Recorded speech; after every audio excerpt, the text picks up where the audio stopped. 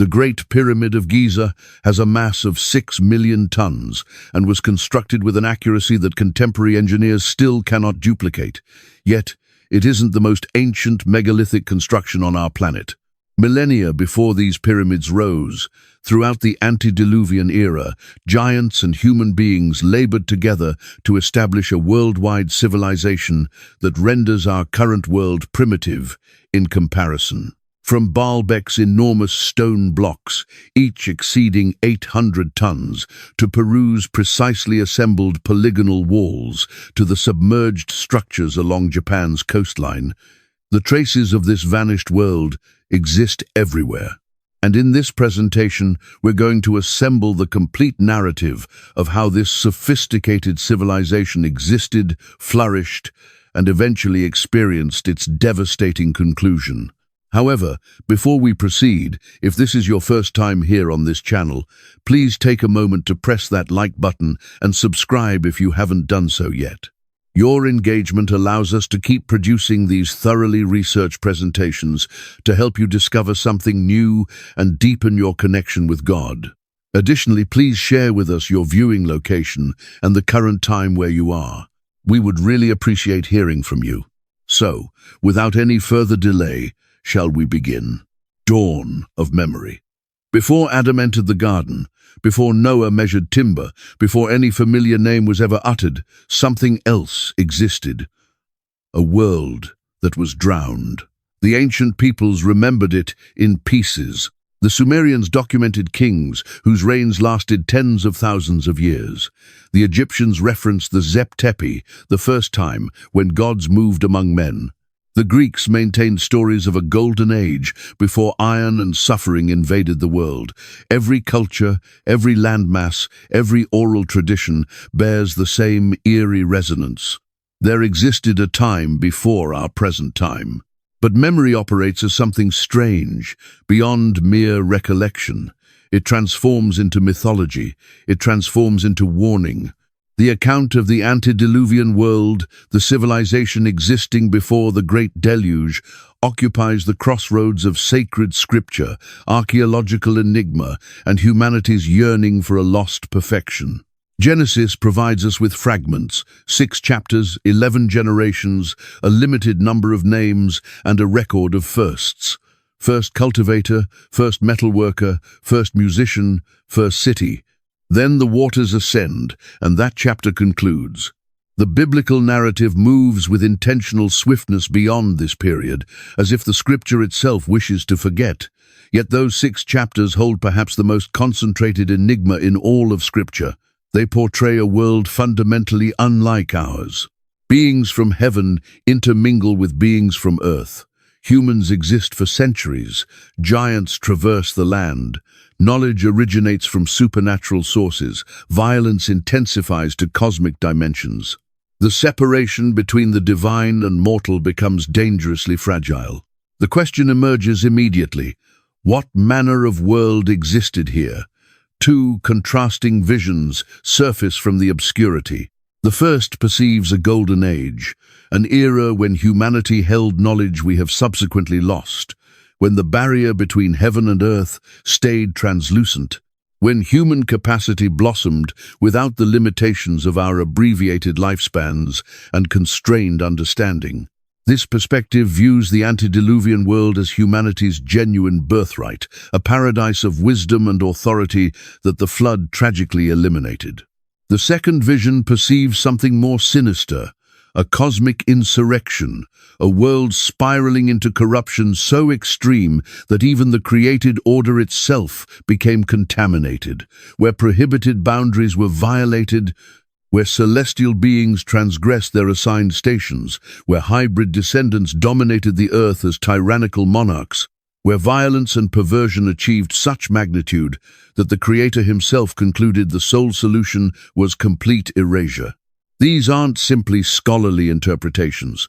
They influence how we comprehend human capacity, divine righteousness, forbidden understanding, and the fundamental nature of existence. At the core of antediluvian history exists a deep tension. Were we ascending upward toward divinity, or were we pulling heaven downward into earthly contamination? The terrain of this vanished world challenges our imagination. Ancient sources indicate a single landmass before the continental separations, a climate fundamentally different from ours. The Genesis narrative mentions no rainfall until the flood itself, describing instead a vapor rising from the ground to irrigate the earth. Rabbinic tradition expands on a vapor covering that filtered destructive radiation and generated a greenhouse paradise. Whether taken literally or symbolically, the imagery depicts an alien ecosystem, a world where the fundamental processes of weather and cultivation functioned by different principles. Consider the rivers of Eden flowing from one source to water the whole earth. The Pishon winding through Havilah, where gold and precious minerals lay plentiful, the Gihon encircling the entire land of Cush, the Tigris and Euphrates, names we recognize, though their antediluvian paths likely resembled their modern equivalents very little. 4 rivers from a single source implies a geography unattainable in our present continental configuration. Archaeological hints whisper of this lost world, megalithic constructions that precede known civilizations. Göbekli Tepe in present-day Turkey, built around 9,600 BCE, showcases enormous T-shaped pillars weighing as much as 20 tons. Positioned in circles and engraved with animals and symbols we still cannot completely interpret. The location predates farming, ceramics, written language, yet exhibits advanced astronomical understanding and engineering skill. The constructors raised these structures, then intentionally concealed them. For what reason? Baalbek, featuring its enormous foundation blocks, some exceeding 800 tons, offers comparable enigmas. The Romans constructed temples upon these foundations, yet the foundation blocks predate Roman construction by thousands of years. How were these monoliths moved and accurately positioned? What function did they fulfill? Were these remnants of that initial civilization, foundations established by those first constructors who possessed understanding subsequently lost? The biblical scripture introduces us to this world through what's absent rather than what's present. We begin in a garden, certainly, but the garden exists within a larger world already functioning. Adam is shaped from dust, but the dust originates from soil already present. The text assumes a creation already finished, a world already operating. The attention narrows immediately to a particular place, Eden, and a particular function, humanity's position within it. Yet, even in these initial chapters, we glimpse something beyond the garden. Cain expresses fear of unnamed individuals who might cause him harm after he murders Abel. Where did these individuals originate? The text doesn't stop to clarify. Cain constructs a city. Who inhabits it? Once more, scripture advances without elaboration. The biblical narrative treats the antediluvian world as understood background, needing no clarification for its initial audience. This vanished world existed in the space between earthly and divine. Genesis portrays the Garden of Eden as the meeting location, the axis mundi, where heaven made contact with earth. The cherubim positioned at its gate after the banishment weren't simply sentries. They designated the perimeter of the sacred domain, the boundary between ordinary creation and the residence of the divine presence. Ancient Near Eastern cosmology comprehended the world as stratified. The heavens overhead, the earth in the center, the waters and underworld beneath. Eden represented the sacred mountain, the cosmic hub, the location where these layers converged. To be banished from Eden signified more than forfeiting access to a place. It signified exile from the divine assembly, from immediate fellowship with the Creator, from humanity's designated role as the connection between heaven and earth. The antediluvian world then existed in the aftermath of this banishment. Humanity dispersed across the surface of the earth, no longer walking with the divine in the coolness of the day. Yet the remembrance persisted, the understanding continued. The ancient sources indicate humanity didn't simply commence from nothing after departing Eden. Something was transported out, some portion of that original fellowship, that original understanding, that original authority. The genealogies trace this transmission. Adam to Seth to Enosh to Kenan, each generation maintaining and transferring forward. Yet alongside Seth's line extends another, Cain's offspring, the line of the banished, the marked, the wanderers.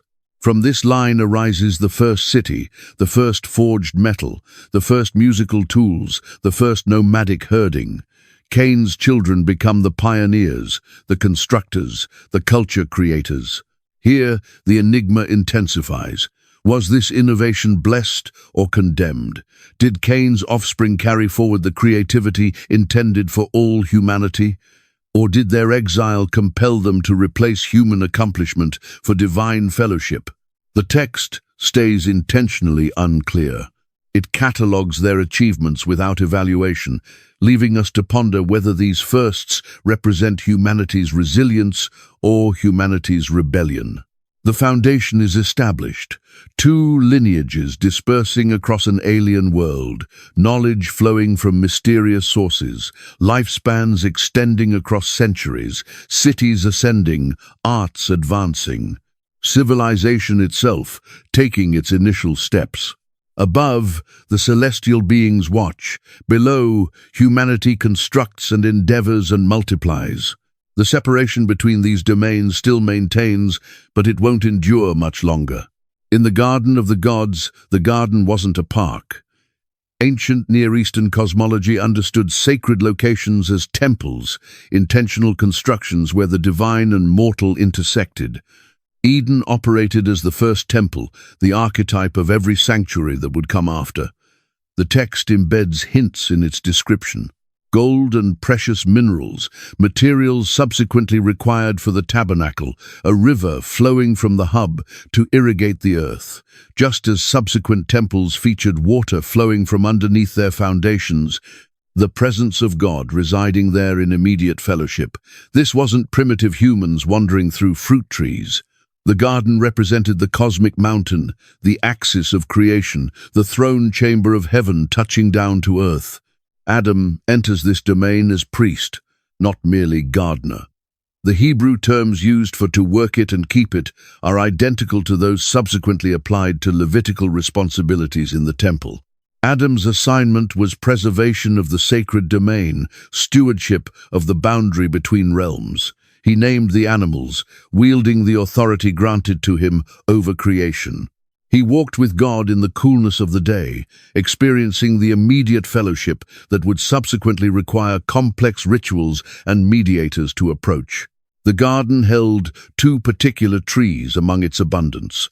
The tree of life, providing continual existence, the tree of the knowledge of good and evil, providing something entirely different. Contemporary readers frequently struggle with the restriction. Why position a forbidden tree in the garden at all? Yet the ancient perspective understood this differently. The limitation defined the connection. Obedience expressed trust. The boundary indicated the distinction between creator and created. Knowledge of good and evil signified more than moral consciousness. The expression carried implications of comprehensive understanding, the wisdom to judge right from wrong independently, the ability to establish one's own arrangement, divine authority. To seize this knowledge meant asserting equality with God, determining for oneself what qualified as good, what qualified as evil, what merited existence, what merited annihilation. The serpent manifests already cunning, already present in the garden. Genesis doesn't clarify its origin. Subsequent tradition associates it with Satan, with a fallen angel, with cosmic insurrection. Yet the text itself displays the serpent simply as more shrewd than any creature of the field. Its question holds the complete strategy. Did God genuinely say, "You shall not eat of any tree in the garden"? Distortion? Exaggeration? Generating uncertainty about the command's precision and God's goodness. Eve's reply adds to the restriction. God said they shouldn't consume or even contact the tree. The text documents no such caution about touching. Already the command has become unclear in transmission. Already interpretation has added limitation. The serpent capitalizes on this uncertainty. You will not certainly die. God understands that when you consume of it, your eyes will be opened and you will be like God, understanding good and evil. The proposition proves impossible to resist, not because the fruit appeared appetizing, though it did, not because wisdom appeared desirable, though it was.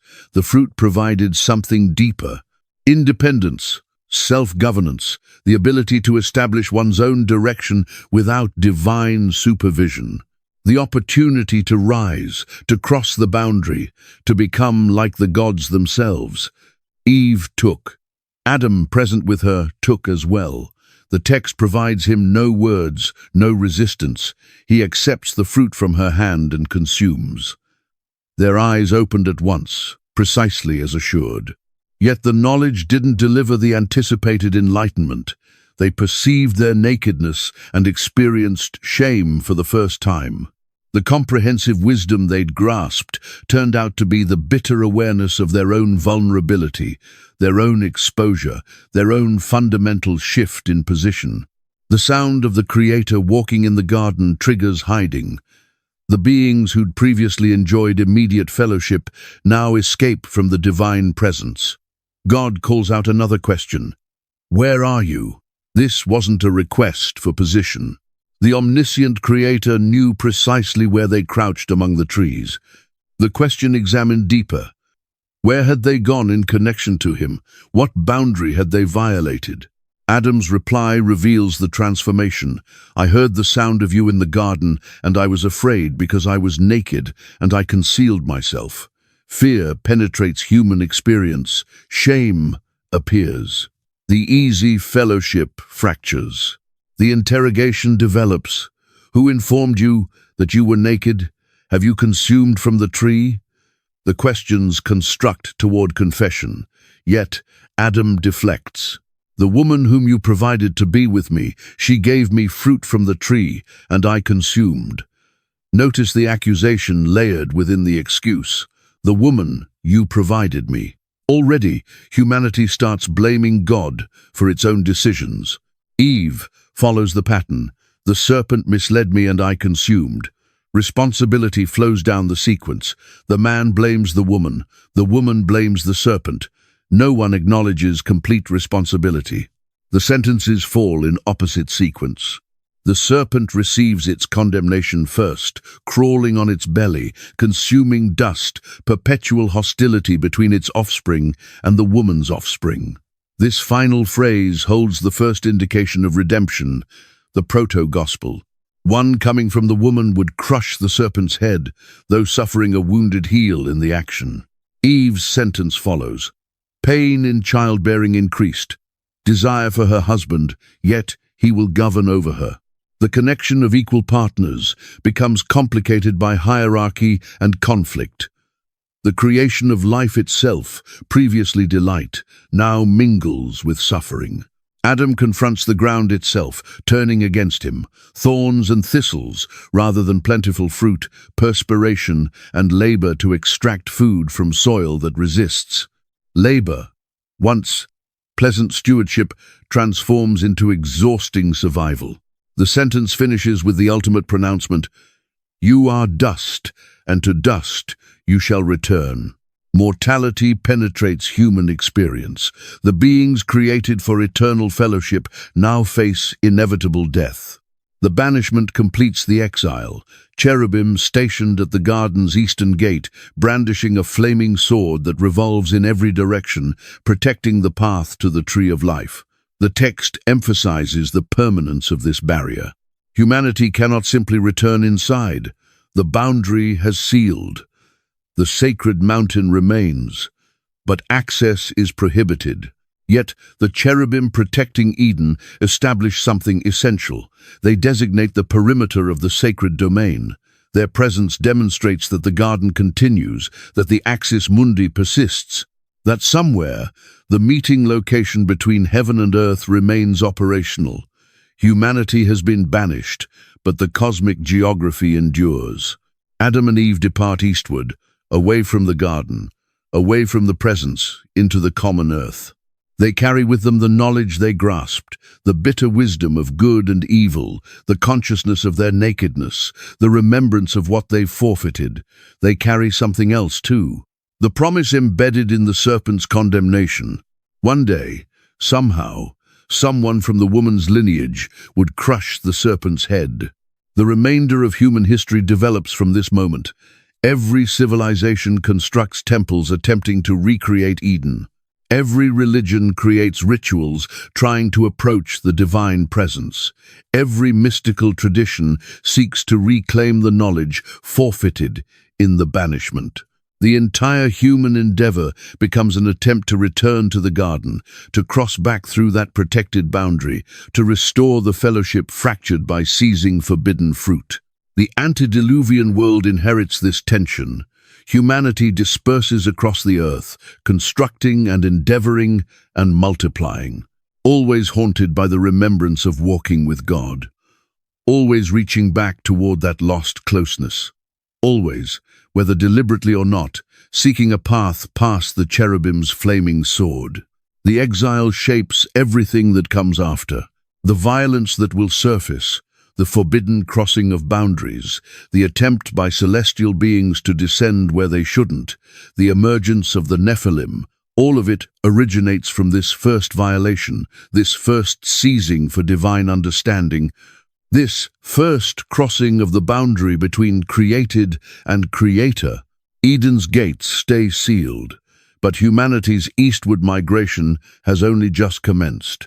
The first exile, east of Eden, the world transforms. Cain's hands still shook from the deed. His brother Abel lies motionless in the field, blood calling out from the ground. The biblical scripture moves with disturbing velocity through the event itself. A few verses, and humanity's first family encounters its first murder. Yet, the consequence reveals the texture of this early world. God's interrogation mirrors the earlier questioning in the garden. Where is Abel, your brother? Again, an omniscient creator inquires, not for data but for confession. Cain's reply drips with disrespect. I do not know. Am I my brother's guardian? The evasion compounds the offense. Murder, followed by ridicule. The sentence arrives swiftly. The ground that absorbed Abel's blood will no longer produce crops for Cain. The farmer becomes a wanderer. Stability transforms into restlessness. The earth itself turns against the one who poured innocent blood upon it. Cain's reply reveals something unexpected about the antediluvian world. My punishment is more than I can bear. See, you have driven me today away from the ground, and from your face I shall be concealed. I shall be a fugitive and a wanderer on the earth, and whoever discovers me will execute me. The statement exposes a mystery. Who are these people Cain fears? Adam, Eve, and their murdered son Abel are the only humans the text has identified. Yet Cain assumes a populated world, individuals who might recognize him and seek vengeance. The text doesn't stop to clarify. It assumes an audience who grasps the context, a world already inhabited by numerous unnamed individuals. God's protection addresses this concern. Whoever executes Cain, vengeance shall be taken on him sevenfold. The Creator marks Cain, though the nature of this mark remains unspecified. Its function is clear: protection for the exile. A signal that, however severe the offense, divine justice reserves punishment for itself. Cain departs from the presence of the Lord and settles in the land of Nod, east of Eden. The geography matters. Further eastward, further from the sacred center, further into exile. Here, Cain knows his wife. The text provides no clarification of her origin or identity. She simply exists, another unnamed figure in the broader antediluvian population. She bears Enoch, and Cain constructs a city, naming it after his son. The first city established by the first murderer. This reality should disturb us more than it does. From Cain's line emerges the catalogue of cultural firsts. His descendants become the pioneers of civilization's fundamental arts, though their lineage begins with fratricidal violence. The genealogy moves swiftly. Enoch fathers Irad, Irad fathers Mehujael, Mehujael fathers Methushael, Methushael fathers Lamech. 5 generations compressed into a few verses. Then the narrative expands to catalog specific accomplishments. Lamech takes 2 wives, Ada and Zillah. This detail marks another first. Polygamy enters human practice. The Creator's design in Eden was 1 man, 1 woman. Lamech multiplies wives, establishing a pattern that will persist throughout biblical history, always with problematic consequences.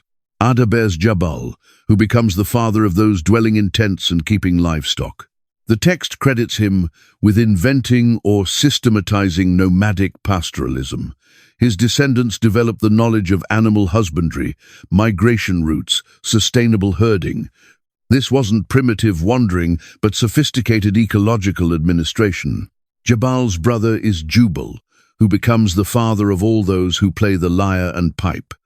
Music emerges not gradually but abruptly in the biblical narrative. Someone had to discover that stretched strings generate pitched tones.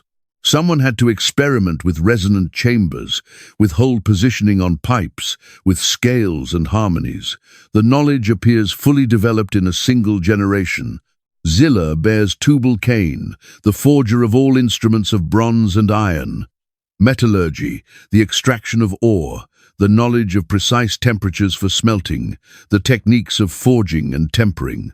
The process demands observation, experimentation, transmission of technique across generations. Yet the text attributes this development to a single individual's achievement. And from Zillah comes Naamah. Tubal-Cain's sister receives mention without clarification, the sole woman named in Cain's genealogy besides Lamech's wives. Later tradition assigns her various positions. Mother of demons in some narratives, preserver of musical knowledge in others. The text itself provides no explanation. She exists as a notation, a name without narrative, yet significant enough to document.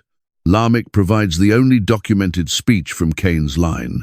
He addresses his wives with the first documented poem, and it's chilling. Ada and Zillah, hear my voice.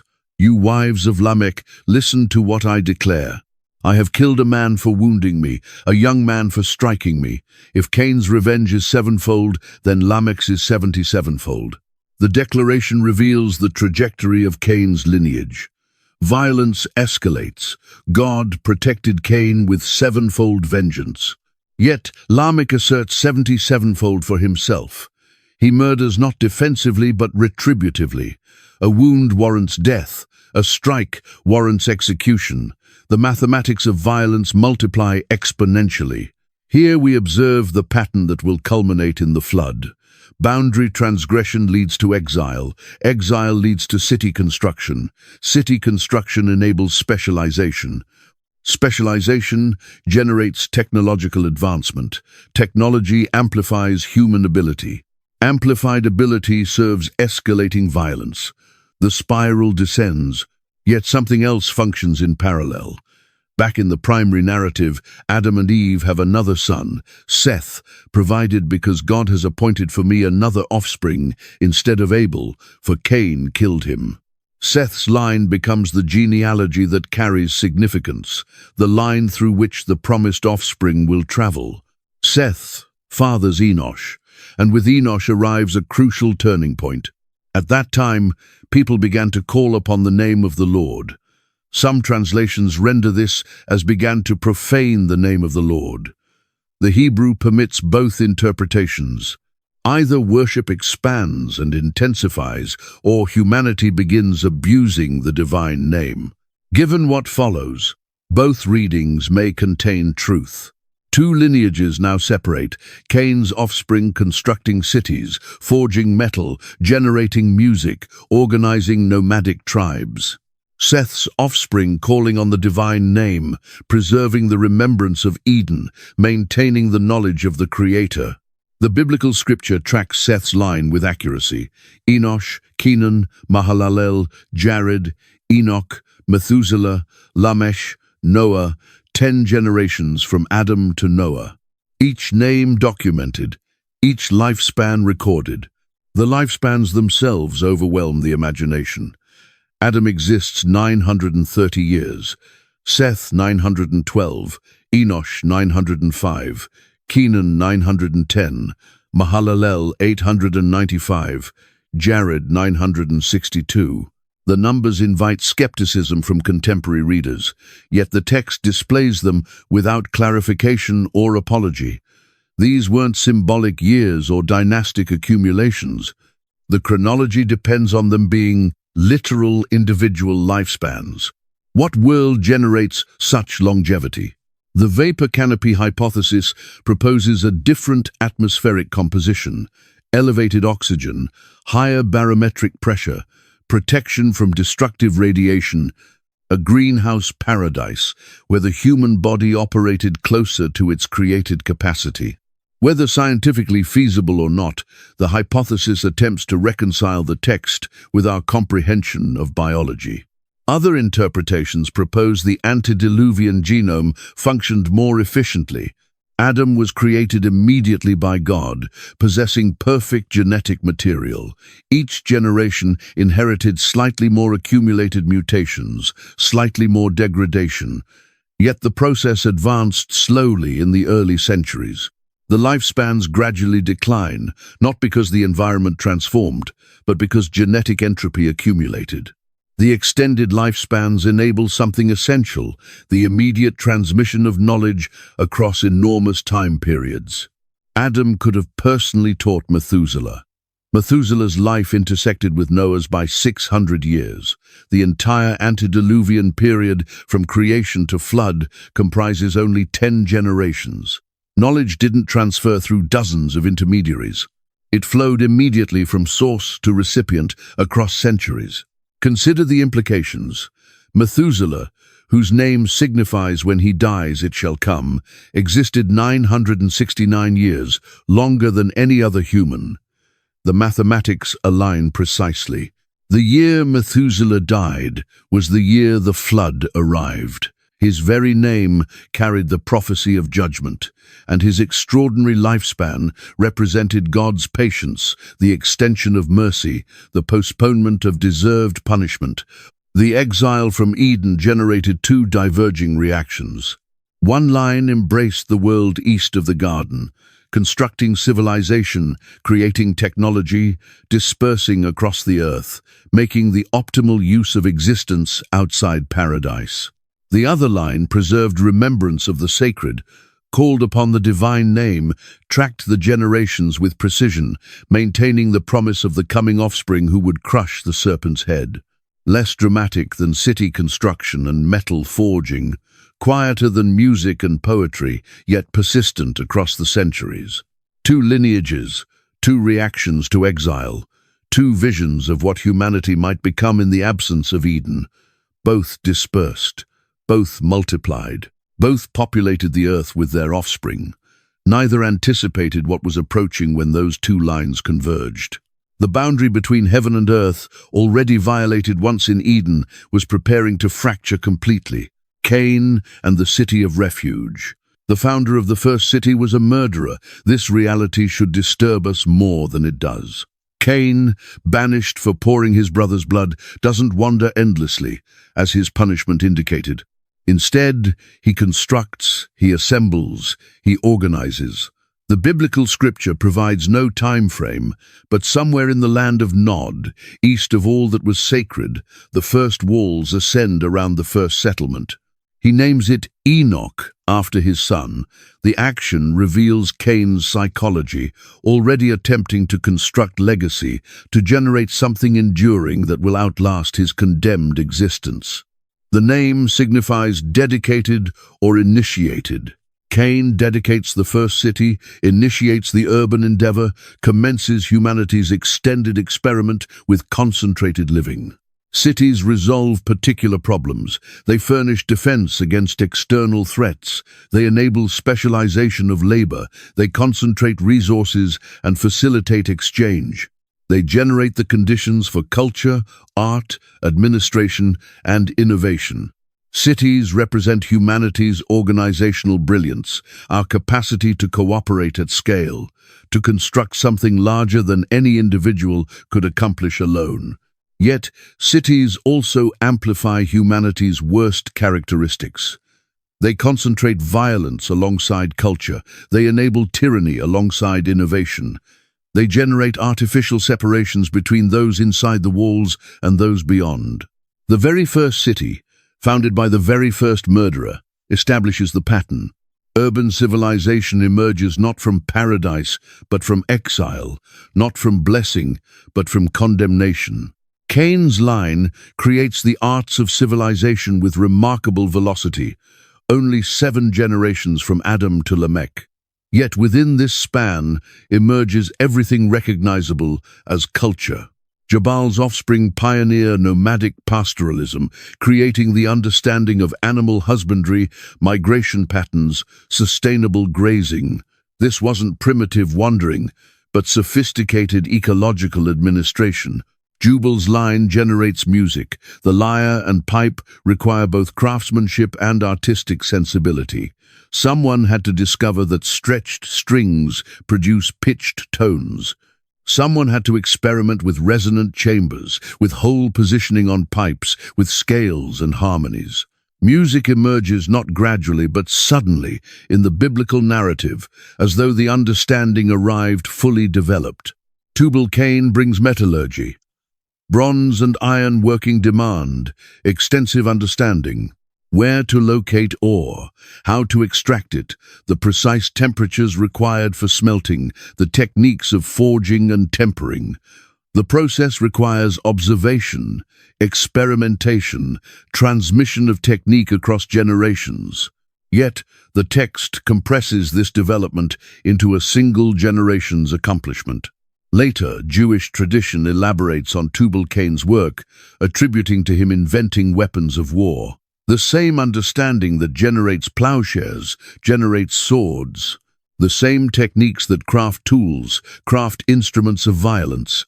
From the beginning, technology fulfills dual functions. Human ingenuity generates both construction and annihilation. Naamah, Tubal-Cain's sister, receives mention without clarification. The only woman named in Cain's genealogy besides Lamech's wives. Later tradition assigns her various roles. Mother of demons in some narratives, preserver of musical knowledge in others. The text itself provides no explanation. She exists as a notation, a name without narrative, yet significant enough to document. Lamech's poem to his wives stands as the first documented poetry, and it celebrates violence. The verse structure itself demonstrates sophistication, parallelism, rhythm, constructing intensity. Lamech doesn't merely report his deed, he boasts of it.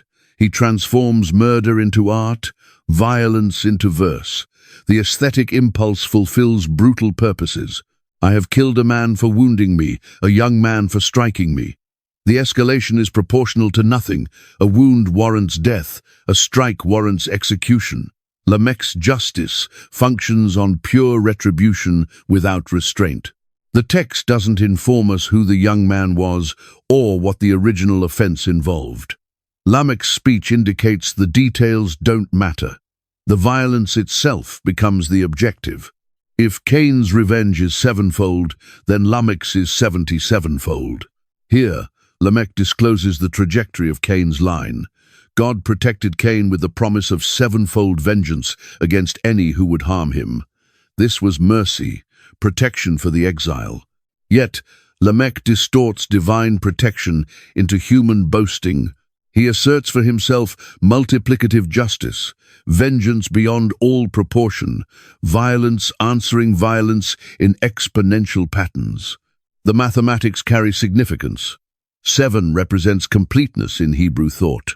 77, or 77-fold, pushes beyond completion into absurdity, into infinity.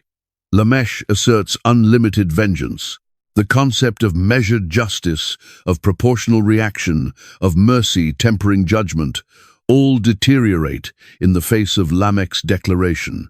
This is the world Cain's line generates, cities of refuge that somehow also concentrate violence, arts and crafts that elevate human ability while fulfilling human brutality, poetry that celebrates murder, technology separated from wisdom, knowledge divorced from righteousness. Yet, we cannot simply dismiss this lineage as wholly contaminated. The text doesn't allow such easy classification. Jabal's pastoral innovation nourished populations. Jubal's musical instruments provided joy and worship. Tubal-Cain's metalwork enabled agriculture and construction, not merely warfare. The same hands that forged weapons forged plowshares. The same minds that calculated violence calculated harmony. The question continues. Was Cain's line condemned or innovative, banished or pioneering? The biblical scripture refuses to choose. It displays both simultaneously. The first city constructor is a murderer. The first musicians descend from the condemned line. The arts of civilization emerge from exile, not from fellowship with the divine. Perhaps this is the point. Humanity's greatest cultural accomplishments frequently emerge from our deepest alienation. We construct monuments to compensate for cosmic displacement. We generate art to fill the silence left by severed fellowship. We create technology to master an environment that since Eden has functioned against us rather than with us. The land east of Eden becomes the cradle of civilization precisely because it's east of Eden. Severed from the garden, prohibited from the tree of life, banished from the divine presence, humanity does what exiles do. We construct a new world to replace the one we forfeited. Cain's city stands as testament to human resilience and human arrogance. We were expelled, certainly, but we will construct our own paradise. We forfeited access to the tree of life, undoubtedly, but we will forge our own immortality through legacy, through cities that outlast us, through arts that resonate across generations, through children who bear our names and carry forward our work. The text documents this without explicit judgment, yet the trajectory communicates for itself. From Cain to Lamech, 7 generations, each constructing on the previous. Innovation accelerates, violence escalates. The distance from Eden expands with each advancement. The spiral descends while reaching upward. Civilization ascends on a foundation of blood and exile. Meanwhile, Seth's line pursues a different direction. They call upon the name of the Lord. They preserve the remembrance of fellowship. They track the generations with precision, maintaining the line through which the promised offspring must travel. Less dramatic than city construction and metal forging, quieter than music and poetry, yet persistent across the centuries.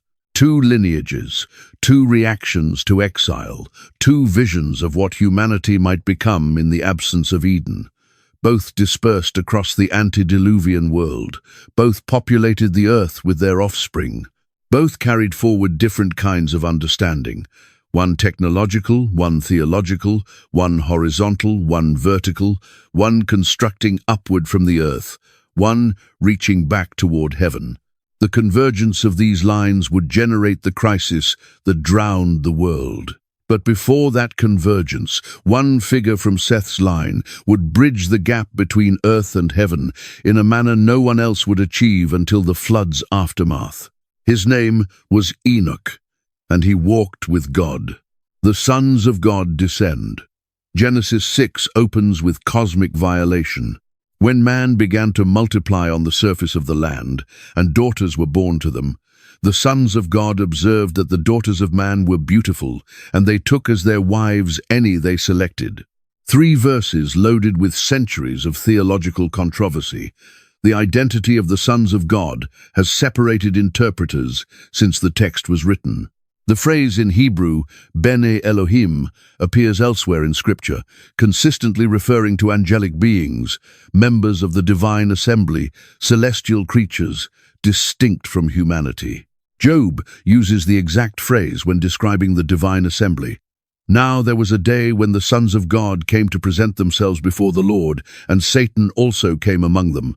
These weren't humans. They were celestial beings assembled before the throne, reporting on their activities. The same phrase appears when God questioned Job, "Where were you when I laid the foundation of the earth, when the morning stars sang together and all the sons of God shouted for joy?" Celestial beings present at creation itself. Yet some interpreters read Genesis 6 differently. They identify the sons of God as Seth's righteous lineage and the daughters of men as Cain's corrupt offspring. The violation therefore becomes intermarriage between the godly and ungodly human lines. This interpretation maintains a certain theological comfort. It keeps angels in their proper station and explains the corruption as merely human intermingling. The ancient readers didn't share this comfort. Jewish interpretation before the Christian period uniformly comprehended the passage as describing angelic transgression. The Book of Enoch, dating to the 3rd or 2nd century BCE, elaborates extensively on this event. The Septuagint translators rendered Bene Elohim as angels. Early Christian authors, including Tertullian, Justin Martyr, and Clement of Alexandria, affirmed the angelic interpretation. The shift toward the Seth's line interpretation emerged later, driven by theological discomfort with the implications of angelic human reproduction. Yet, this generates more problems than it resolves. Why would normal human intermarriage provoke divine judgment severe enough to annihilate all life on Earth? Humans had been intermarrying for generations already. What made this particular mixing catastrophic?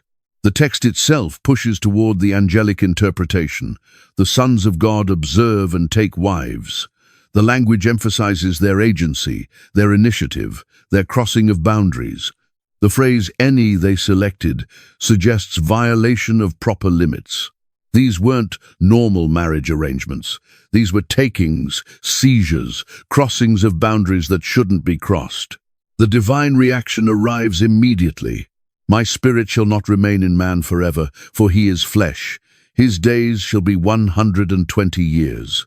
The pronouncement acknowledges humanity's fleshly nature while limiting our lifespan.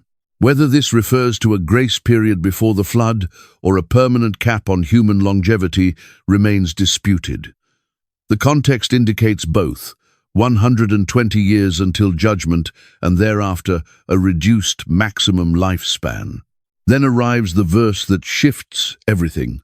The Nephilim were on the earth in those days, and also afterward, when the sons of God came into the daughters of man, and they bore children to them. These were the mighty men who were of old, the men of renown, the Nephilim, the fallen ones, the giants. The biblical scripture introduces them without clarification, assuming the audience knows who they are. The connection is explicit. They resulted from the union of the sons of God and daughters of men. Hybrid offspring, part celestial, part earthly, beings that shouldn't exist within the proper created order. Ancient Near Eastern literature is filled with parallels. The Sumerian Apkallu, semi-divine sages who brought civilization to humanity. The Mesopotamian kings who claimed divine parentage. The Greek titans and demigods, products of gods mating with humans. The Egyptian pharaohs supposedly fathered by gods. Across cultures, the same motif manifests. The age before the Great Catastrophe featured beings of mixed divine human heritage who governed as kings and heroes. The Book of Enoch furnishes the most detailed elaboration. 200 angels, called Watchers, descend to Mount Hermon under the leadership of Shemi-Hazza. They swear an oath together, binding themselves in mutual transgression because each understands the magnitude of what they're preparing to do. They take human wives and teach forbidden knowledge. The offspring of these unions are giants, 3,000 cubits tall in some traditions, consuming the produce of men, then consuming men themselves. These Nephilim become predators, tyrants, the archetypal men of renown, whose reputations spread through violence and dominion. They are the original heroes, yet the heroism is distorted. Strength without righteousness, power without restraint, renown constructed on oppression. The theological implications overwhelm. Angels created to function as messengers and ministers abandon their proper station. They look upon creation not with care but with desire. They perceive humanity not as charges to protect but as objects to possess. The boundary between heaven and earth, already compromised in Eden, fractures completely. The violation functions on multiple levels. Ontologically, it mixes categories that should remain separate. Socially, it generates offspring who dominate and oppress. Spiritually, it represents angelic rebellion, a celestial coup against the created order. Cosmically, it threatens to contaminate the human line through which the promised offspring must arrive. This final point proves essential. God promised that the offspring of the woman would crush the serpent's head. That offspring must arrive through pure human lineage. The introduction of hybrid Nephilim threatens to contaminate the entire human race, making the promise impossible to fulfill. The flood becomes necessary not merely as punishment for transgression, but as preservation of uncorrupted human genetics through which the Redeemer can arrive. The text states, "The Nephilim were on earth in those days, and also afterward." This phrase haunts the narrative. After the flood, the Nephilim manifest again. Goliath and his brothers, the Anakim, the giants of Canaan that terrified the Israelite spies. The flood eliminated the antediluvian Nephilim, but somehow the phenomenon recurred. Either the angelic transgression happened again, or some hybrid genetics survived the deluge through Noah's sons' wives, or the Nephilim became a category describing particular human giants rather than literal angel-human hybrids. Traditional interpretation has struggled with this passage for good reason. It portrays something that shouldn't be attainable. Angels don't have physical bodies in the manner humans do. How could they reproduce with humans? Some propose they possessed human men. Others suggest they manifested physically, assuming flesh temporarily. Still, others argue the entire narrative is symbolic. The sons of God represent tyrannical human rulers, claiming divine right. Yet the symbolic interpretation struggles to clarify why this event triggered such catastrophic judgment. The text displays the sons of God's transgression as the tipping point, the act that filled the earth with violence and corruption to such degree that God concluded to erase the slate clean. The cross-cultural mythology supports the literal interpretation. Every ancient civilization narrates some version of this account. Gods descending to mate with humans, hybrid offspring governing as giants and heroes, a golden age of advanced understanding, a catastrophic flood annihilating this first world.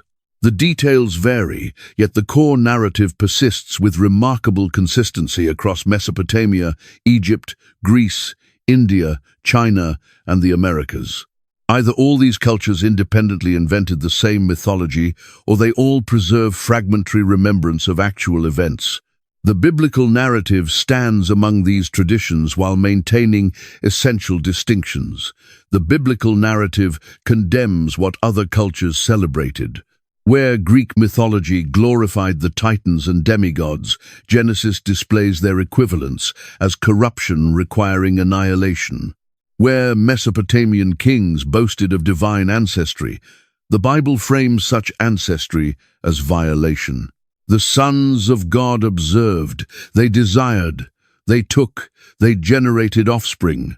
The offspring became the mighty men, the men of renown. Renown here doesn't imply righteousness. These were famous, certainly, but fame constructed on violence. Mighty, undoubtedly, but might separated from justice. The Nephilim's reputation dispersed through domination. This was the world on the eve of the flood.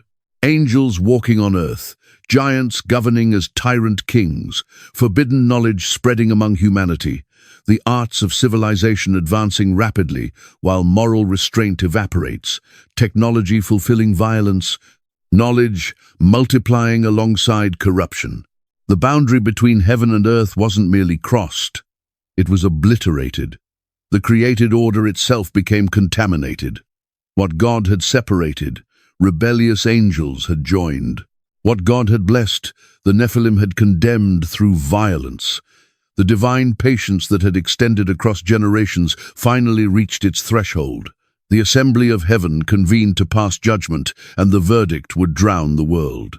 The Nephilim, heroes of old, men of renown.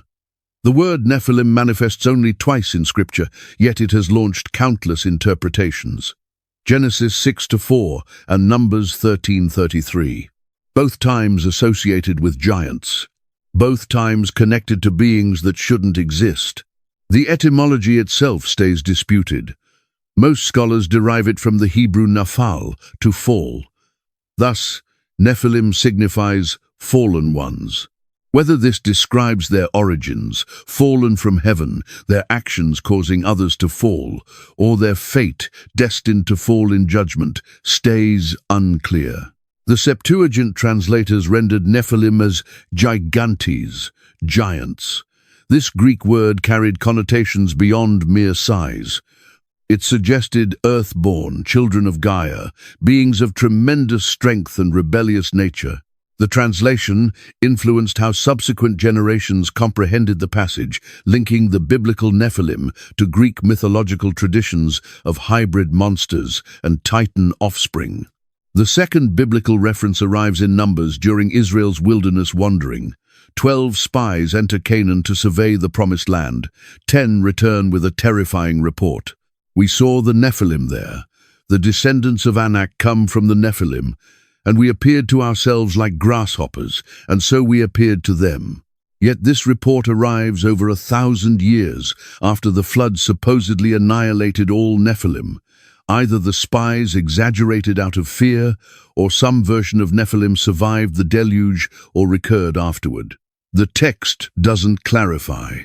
The Anakim mentioned here manifest throughout the conquest narratives as formidable opponents, eventually driven out or annihilated by Joshua and Caleb. Goliath of Gath, over 9 feet tall according to most manuscripts, descended from these giant lineages. The Antediluvian Nephilim operated as what every culture identifies as its heroes. The mighty men, the warriors of old, the founders of dynasties, the constructors of monuments. They possess strength beyond human norms, knowledge beyond human discovery, power beyond human accomplishment. Yet biblical heroism and worldly heroism diverge sharply. Where human cultures celebrate these mighty men, the biblical narrative condemns what others celebrated. Where Greeks honored Prometheus for bringing fire to humanity, biblical tradition condemns the Watchers for revealing metallurgy and weaponcraft. Where Mesopotamians thank the Apkallu for civilization's arts, Genesis laments the violence and corruption that followed. The Nephilim's renown becomes ironic in biblical context. They were famous, certainly. Their names resonated across the ancient world. Later cultures remembered them as heroes, as founders, as culture bringers.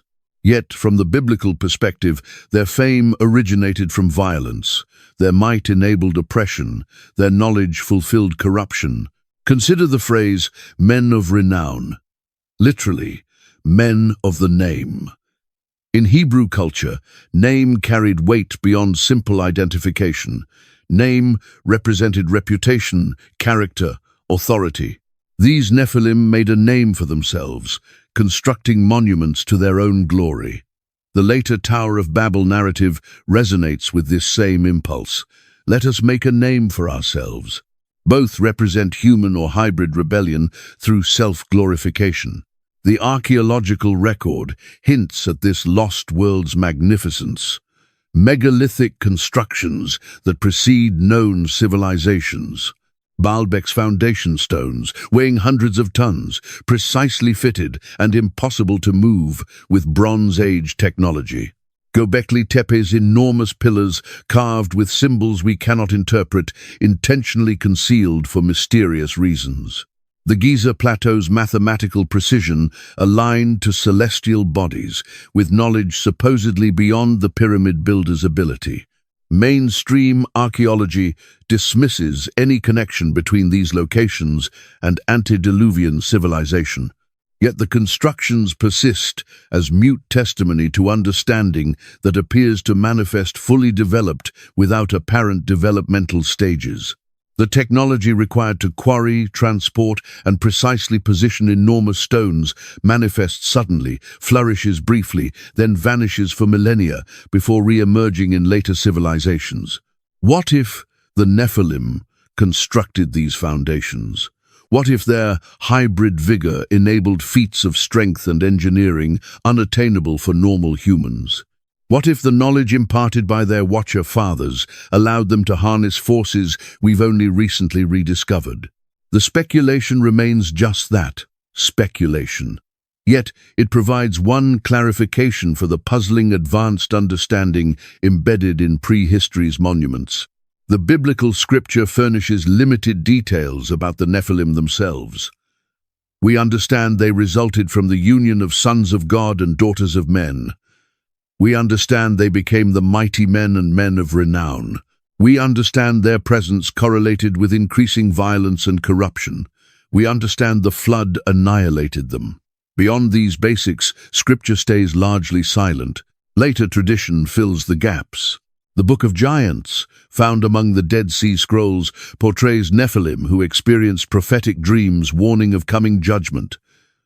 Some repent and seek Enoch's intercession. Others ridicule the warnings and continue in violence. All perish in the deluge. The text displays them not as mindless monsters, but as beings capable of comprehension, choice, and fear when confronting the approaching end. The judgment against the Nephilim proves absolute. No hybrid offspring survives the flood in biblical tradition. Noah and his family alone preserve pure human lineage. The giants' annihilation becomes total because their existence represented fundamental corruption of the created order. They weren't meant to be. Their very presence testified to cosmic boundary violation. Yet their legacy endures. The post-flood giants, the Anakim, the sons of Anak, Goliath and his brothers, indicate the phenomenon somehow recurred or never fully ceased. Whether through renewed angelic transgression or through some contamination in the flood survivors' genetics, beings of unusual size and strength emerge again in Canaan. The Israelites must drive them out or annihilate them to claim the promised land. The Nephilim thus frame Israel's early history. Before the covenant, they nearly annihilated all humanity, prompting the flood. After the Exodus, they occupy the promised land, requiring conquest. In both cases, they represent opposition to God's purposes, obstacles to his plan, corruption requiring removal. The mighty men of old, the men of renown, celebrated in human mythology, condemned in divine revelation, heroes to later cultures, villains in biblical narrative. The disconnect discloses competing visions of greatness, human power versus divine righteousness, worldly might versus celestial justice, fame versus faithfulness. The antediluvian world reached its apex with the Nephilim. Advanced understanding, supernatural power, cultural sophistication, architectural magnificence, technological accomplishment, and absolute moral corruption. The combination proved catastrophic. The waters would ascend to cover their monuments and drown their remembrance. The science of the seed. How does heaven reproduce with earth? The question haunts Genesis 6. The sons of God took wives from the daughters of men. They bore children. The Nephilim resulted from these unions. The text displays this as historical reality without clarifying the mechanism. Angels and humans, beings of fundamentally different categories, somehow generating hybrid offspring. The problem functions on multiple levels. Angels, as scripture typically displays them, lack physical bodies. They're spirits. created beings inhabiting the celestial realms. When they manifest to humans in biblical narratives, they appear temporarily, eating with Abraham, wrestling with Jacob, announcing births to Mary. Yet these manifestations appear temporary, specific to their mission, not permanent embodiment. How then could such beings engage in reproduction, requiring physical biology? Several interpretations attempt to resolve this paradox. The possession hypothesis proposes the sons of God didn't assume physical form themselves, but instead possessed human men. The demonic paradigm follows this pattern, spirits entering and controlling human bodies. Through possessed men, the fallen angels could father children, with the Nephilim inheriting some supernatural essence from their angelic grandfathers rather than fathers. This hypothesis maintains angelic immateriality while clarifying the unions. Yet, it struggles with the text's phrasing. Genesis 6 declares the sons of God themselves observed and took wives. The language emphasizes their immediate agency, not mediated action through possessed humans. The taking appears to require their own physical presence. The materialization hypothesis proposes that angels can assume physical bodies when necessary. The text sometimes supports this possibility. Angels consumed food with Abraham. They manifested as men to Lot in Sodom. Jacob wrestled with a divine being. These manifestations appear to involve actual physicality, grasping, touching, consuming. If angels can materialize temporarily for specific missions, could they maintain such materialization long enough to reproduce? The hypothesis proposes the sons of God assumed physical forms, dwelt among humans, married human women, and fathered the Nephilim. Their offspring would be genuine hybrids, human mothers, angelic fathers, genetic mixing of earthly and celestial material.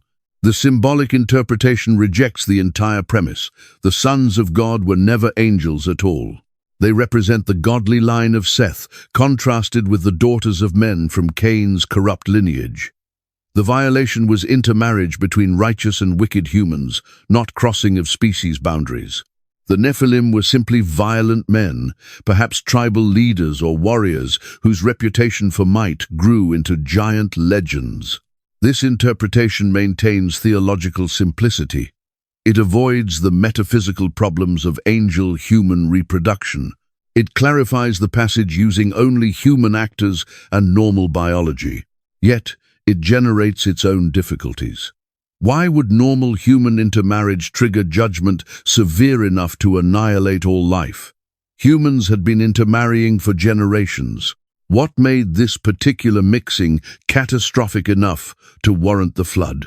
Furthermore, the symbolic interpretation struggles with how uniformly ancient readers comprehended this passage as describing angelic transgression. Jewish interpretation before Christianity. The Septuagint translation, early church fathers, the Book of Enoch, all interpreted Genesis 6 as angelic rebellion. The shift toward the Seth-Cain interpretation emerged later, driven more by theological discomfort than textual evidence. The genetic corruption hypothesis accepts the angelic interpretation but focuses on biological consequences. The union of sons of God and daughters of men generated offspring with contaminated genetics. This corruption threatened to spread through the entire human population. Because God had made a promise that the woman's offspring would one day crush the head of the serpent, the purity of human DNA carried weight on a cosmic scale. The coming Redeemer needed to emerge from an uncontaminated human bloodline. The Nephilim posed a genuine threat, potentially polluting the human gene pool past the point where recovery would be possible. In this light, the flood operated not simply as divine punishment, but as an act of preservation. Noah, along with his family, possessed genetics that remained uncorrupted. By ensuring their survival, the pathway stayed open for the promised seed to eventually arrive through an unpolluted human line. The elimination of every other human being, as brutal as it appears, stopped the permanent contamination of the very species through which redemption was destined to come. This perspective tries to make sense of divine justice alongside the flood's harshness. Still, it brings up disturbing questions. Why eliminate every animal, every plant, the whole ecosystem? If contaminated genetics was the core problem, why not spare other humans beyond Noah's family who remained uncorrupted? The theory leans too heavily on genetics as the single explanation. The ancient astronaut hypothesis tackles the matter from completely different assumptions. It labels the sons of God as beings from other worlds, identifies the Nephilim as hybrids between aliens and humans, and frames the flood as either extraterrestrial intervention or a planetary disaster that ended this first contact era. The remarkable knowledge credited to civilization before the flood, things like astronomy, metallurgy, and architecture, supposedly originated from alien technology transfers. This interpretation removes the theological significance in order to maintain factual historicity. It acknowledges that something genuine occurred while dismissing the supernatural framework. However, it simply relocates the mystery instead of resolving it. If aliens had the capacity to reproduce with humans, this implies either remarkable biological coincidence or that these aliens were themselves derived from humans or somehow related to humanity. The hypothesis generates more questions than it provides answers. The theological rebellion framework concentrates less on the mechanics and more on the significance. The sons of God, regardless of their exact nature, crossed boundaries they should not have crossed. They left their designated position to intrude into the realm of humanity. This represents insurrection against the established order of creation, independent of biological specifics. Jude 6 reinforces this interpretation. And the angels who did not remain within their own position of authority, but abandoned their proper dwelling, he has kept in eternal chains under gloomy darkness until the judgment of the great day. The violation involved angels departing from their proper place. 2 Peter 2-4 echoes this, emphasizing the angels who sinned being hurled down to Tartarus. Both passages use Genesis 6 as the foundation. The angels who sinned, who abandoned their proper dwelling, who now exist chained in darkness. These descriptions align with the Watchers from Enochian tradition, who came down to Mount Hermon, married human women, and fathered the Nephilim. Their punishment persists while awaiting final judgment. The biological mechanism carries less weight than the theological transgression. Whether through possession, physical manifestation, genetic manipulation, or methods beyond our comprehension, heavenly beings invaded the earthly realm in ways that violated their created function. They gazed upon humans with desire rather than care. They seized rather than served. They generated offspring that corrupted rather than blessed. The resulting Nephilim inherited something from both parents, material substance from their mothers, supernatural attributes from their fathers. The combination produced beings of exceptional size, strength, and capability, yet they lacked the moral boundaries that should govern such power. They evolved into tyrants, predators, the prototypical warrior kings whose might facilitated oppression. Their very existence bore witness to cosmic disorder. Creation relies on proper boundaries, heaven positioned above, earth positioned below, angels serving in their domain, humans acting as stewards in theirs. When these boundaries collapse, chaos emerges. The Nephilim personified that chaos, beings that had no right to exist, products of a transgression that endangered all order. The mechanism stays mysterious. Perhaps angels possess the ability to take on physical form with complete biological function. Perhaps they inhabited humans and somehow transferred supernatural essence through the possessed fathers. Perhaps demonic. One king allegedly reigned for 43,200 years, another for 28,800. The numbers escalate into absurdity until the flood arrives, then abruptly decrease to hundreds and ultimately to normal human lifespan ranges. Were these symbolic accumulations of dynasties, mistakes in translation, or did humans genuinely live for centuries? The question holds more significance than simple curiosity. If the lifespans function symbolically, the entire biblical timeline falls apart. The genealogies linking Adam to Noah, to Abraham, to David, to Jesus, rely on these ages being literal. Remove the lifespans and Scripture's chronology disintegrates. Yet accepting the lifespans as literal requires explanation. What transformed between the world before the flood and our own that reduced human potential from nearly 1,000 years to barely 100? The vapor canopy theory proposes radical environmental distinctions. Genesis describes a world where mist ascended from the ground to water the earth with no reference to rain until the flood. Some understand this as indicating a water vapor layer surrounding the planet before the flood. This canopy would have elevated atmospheric pressure, screened out harmful radiation, generated a global greenhouse effect, and supplied optimal conditions for biological function. Increased barometric pressure allows more efficient oxygen transfer in the lungs. Superior oxygenation promotes cellular health and longevity. Shielding from radiation prevents the DNA damage that accumulates throughout a lifetime. Consistent temperature and humidity minimize environmental stress. Under such conditions, the human body could theoretically function closer to its design capacity for centuries. The flood demolished this canopy. The windows of heaven opening discharged the suspended water vapor. The planet's climate underwent dramatic transformation, shifting from greenhouse stability to the current system of weather patterns, seasonal variation, and radiation exposure. Humans born following the flood existed in a harsher environment, and lifespans progressively declined across generations. The theory provides elegant explanation, yet encounters scientific obstacles. Atmospheric models find it difficult to sustain sufficient water vapor to produce the proposed effects without triggering constant rainfall. The mass of such a canopy would generate unsustainable atmospheric pressure. The greenhouse effect might yield temperatures incompatible with life. The theory functions better as metaphor than physics. The genetic degradation model approaches from a different angle. Adam was fashioned perfect, with optimal genetic material. Each generation inherited slightly more accumulated mutations. Early generations possessed genetic material closer to the original design, operating more efficiently, deteriorating more slowly. As mutations accumulated across generations, cellular machinery operated less optimally, and lifespans diminished. The mathematics hold up.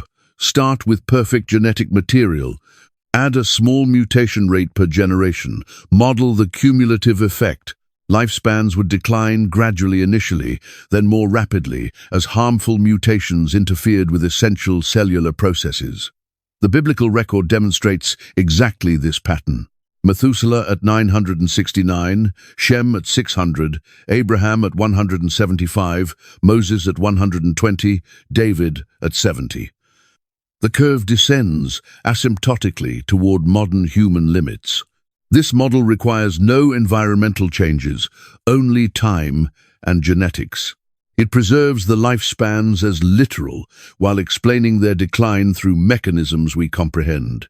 Yet, it assumes mutation rates stayed constant, that no selective pressure eliminated harmful variants, and that early humans did not benefit from genetic diversity's protective effects. The metabolic theory suggests humans before the flood possessed different cellular processes. Reduced metabolic rates would have minimized oxidative stress, the primary catalyst of aging. Cells operating more slowly accumulate less damage. The balance between energy production and longevity tilts toward longevity when environmental conditions allow slower metabolism. Climate change after the flood could have necessitated higher metabolic rates to maintain body temperature in colder, variable conditions. Faster metabolism enables survival in harsh environments but accelerates aging. The flood's environmental transformation thus explains declining lifespans through altered metabolic demands. The knowledge transmission model focuses on function rather than biology. Extended lifespans fulfilled a specific purpose in the world before the flood, preserving knowledge across generations. With only 10 generations from Adam to Noah, and with each generation overlapping for centuries, knowledge transferred directly rather than through chains of intermediaries. Methuselah could have learned directly from Adam. He lived 600 years alongside Noah. The entire scope of history before the flood involved fewer than 10 conversations if each patriarch taught the next directly. Information did not degrade through repeated transmission because transmission barely occurred. Following the flood, this function became less critical. Writing developed to preserve knowledge. Lifespans could decline because memory no longer needed to span centuries. God adjusted human biology to match changed circumstances. A shorter, harsher world requiring faster reproduction and adaptation rather than long-term stability. The chronology theory suggests that the numbers were not lifespans, but calendar systems. Different cultures measured time differently. Perhaps the years mentioned in Genesis use shorter periods, months or seasons, rather than solar years. Multiply by 12, and Methuselah's 969 years becomes 80 years, solidly within normal human range. Yet this solution generates more problems than it resolves. The Genesis chronology specifically mentions ages at which patriarchs fathered children. Enoch supposedly fathered Methuselah at age 65. If these were months, Enoch became a father at 5 years old. Biologically impossible. The theory collapses under its own mathematics. The comparative mythology lens observes how cultures worldwide preserve memory of a golden age when humans lived longer. Not just Sumerian kings, but Chinese emperors, Hindu texts describing earlier ages with extended lifespans, Egyptian records of god-kings ruling for thousands of years. Either all these cultures independently invented the same myth, or they all preserve fragmentary memory of actual conditions. The pattern's consistency across disconnected cultures suggests shared historical memory rather than coincidental invention. The lifespans decline in every tradition after a great catastrophe, a flood in most cases. The parallel proves striking enough to warrant consideration that something real undergirds these accounts. The text itself offers no explanation. Genesis records the lifespans without comment, as though they require no justification. The numbers appear precise, not rounded hundreds, but specific totals, like 962 or 969. The text tracks both total lifespan and age at death, with careful attention to detail, suggesting historical record rather than symbolic invention. Now, before he was taken, he was commended as having pleased God. He bypassed death entirely through faith and divine favor. Only 2 humans in Scripture avoid death, Enoch and Elijah. Elijah's departure involves chariots of fire and dramatic spectacle. Enoch's translation receives minimal description, yet the brevity makes it more mysterious. He walked with God, and then he simply was not there anymore. Jewish tradition expanded Enoch's story extensively. The Book of Enoch, though not included in most biblical canons, was widely read in the Second Temple period and quoted by early Christians. Jude 14 through 15 directly cites Enoch's prophecy. Behold, the Lord comes with 10,000s of his holy ones to execute judgment on all, and to convict all the ungodly of all their deeds of ungodliness. The Book of Enoch presents Enoch as heaven's scribe and the era before the flood's whistleblower. In Enoch's account, he receives angelic visitors who take him on tours of the cosmos. He sees the mechanisms of weather, the paths of celestial bodies, the structure of the underworld. He learns the names and functions of angels. He witnesses the rebellion of the Watchers and records their judgment. The Watchers approach Enoch to petition God on their behalf. 200 angels who descended to Mount Hermon, who took human wives who fathered the Nephilim. They recognize their transgression and beg Enoch to intercede. Enoch writes their petition and brings it before the divine throne. The answer comes swift and harsh. No mercy for the watchers. They abandoned their proper station. They corrupted creation. Their offspring spread violence across the earth. The sentence stands firm. They will be bound in darkness until the day of judgment. Their hybrid children will destroy each other, then be destroyed completely. Enoch returns with this verdict. The watchers despair, but the judgment cannot be reversed. Enoch's role throughout is mediator, messenger, the intermediary who carries information from earth to heaven and back. His walking with God enables this unique function. The Book of Enoch catalogues the specific forbidden knowledge taught by the fallen watchers. Azazel taught men to make swords, knives, shields, and breastplates, the instruments of war. Samjaza taught enchantments and root-cutting, magic, and pharmacology. Amaros taught the resolving of enchantments. Barakel taught astrology. Kokabel taught the constellations. Ezekiel taught knowledge of clouds. Arakiel taught signs of the earth. Shamsiel taught signs of the sun. Sariel taught the lunar cycles. Each revelation granted power but divorced from wisdom. Knowledge without righteousness, capability without restraint. The Watchers did not teach these arts to bless humanity, but to bind humans to themselves, to create dependency, to establish their offspring as a ruling elite who controlled specialized knowledge. Enoch sees the consequences firsthand. The giants consuming humanity's produce, then consuming humans themselves. The earth crying out under oppression. Violence escalating to cosmic proportions. The pollution spreading from the Nephilim to all creation, contaminating even the animals who begin acting against their natures. He witnesses the chambers where fallen spirits await judgment. He sees the place prepared for wicked souls. He views paradise reserved for the righteous. He observes. He named his son Methuselah. When he dies, it shall come. How did Enoch know the flood would arrive at his son's death unless God revealed it? The very name testifies to Enoch's prophetic insight. The phrase "walked with God" carries profound weight. Walking implies sustained, regular communion. Not a single dramatic encounter, but ongoing relationship, daily fellowship, continuous conversation. The text does not say Enoch prayed occasionally or worshipped faithfully. It says he walked with God, present tense, continuous action, for 300 years. What sustained such communion? The text credits his transformation to Methuselah's birth.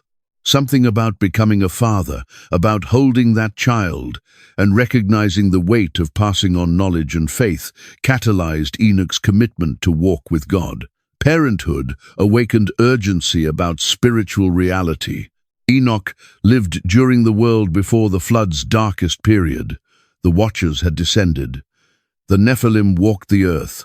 Violence filled the land.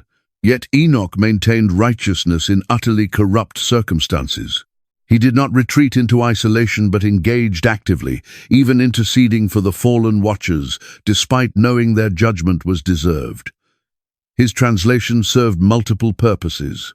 It demonstrated that death was not inevitable, that God could override the curse pronounced in Eden. It preserved Enoch from experiencing the flood's violence. It established him as heaven's representative on earth and earth's representative in heaven.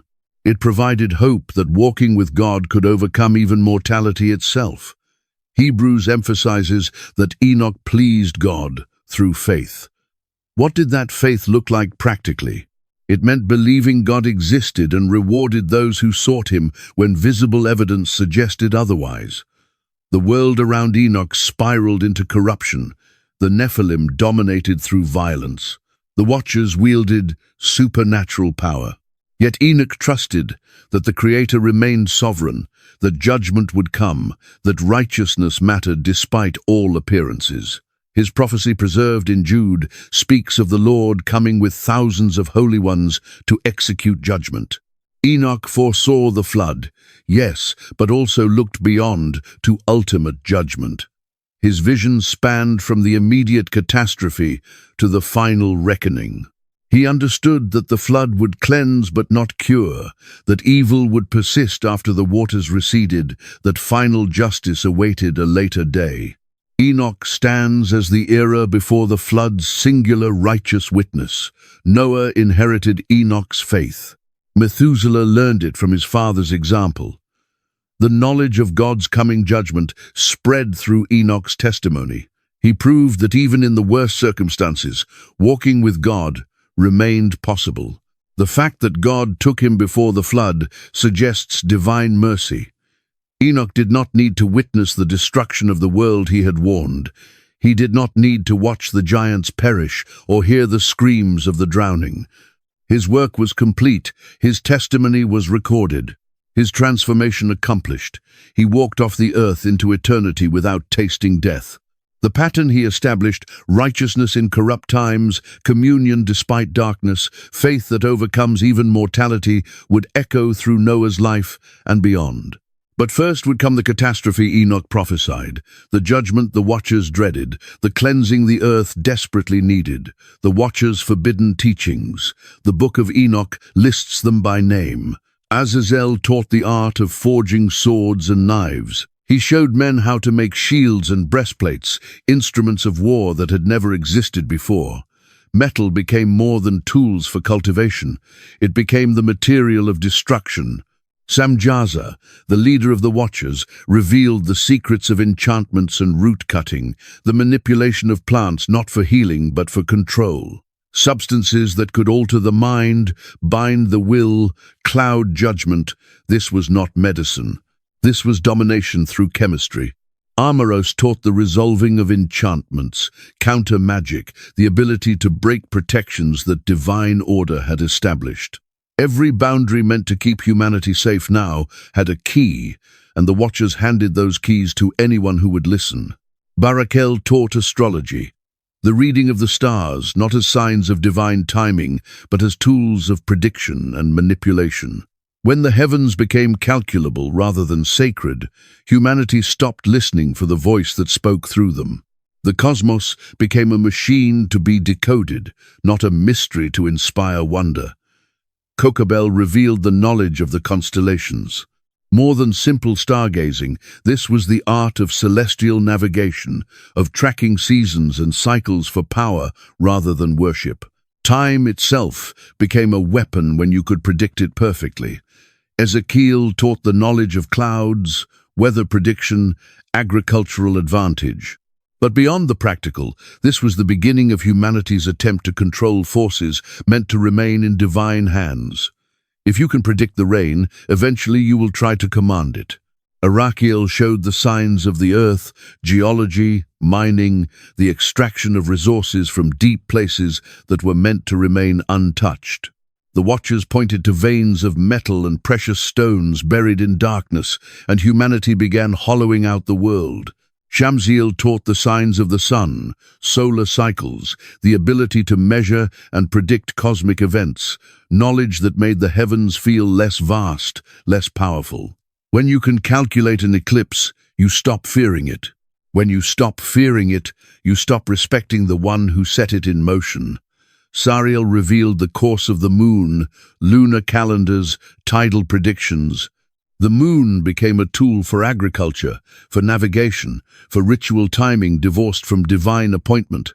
What was meant to govern seasons became merely useful, but the darkest teaching belonged to multiple Watchers, taught in secret chambers and whispered in darkness, the art of making cosmetics. This sounds trivial until you understand what it meant. Amazarak taught men how to create pigments and dyes, how to alter appearance, how to craft illusions of beauty and status. This was not vanity, this was the technology of deception, the ability to appear as something you are not, to create desire through artificial enhancement, to manipulate attraction itself. The daughters of men learned to paint their eyes, to color their faces, to adorn themselves with precious stones and metals in ways that transformed their natural appearance. Beauty became a weapon. Attraction became calculated. What was meant to be genuine became performance. And with cosmetics came the deeper corruption. The Watchers taught abortion, the termination of life in the womb. The Book of Enoch is explicit about this. Among the forbidden knowledge was the art of ending pregnancies, of preventing birth, of severing the connection between the act and its consequence. Life itself became optional. The natural order of generation could now be interrupted by human will. They taught sorceries, not the stage magic of entertainment, but real manipulation of spiritual forces, invocations, bindings, the summoning of entities that were never meant to respond to human voices. The spirit world, which had always been separated from human access by divine wisdom, now had gates that anyone with the right words could open. They taught the cutting of roots and plants for magical purposes. Herbalism twisted into something darker than healing.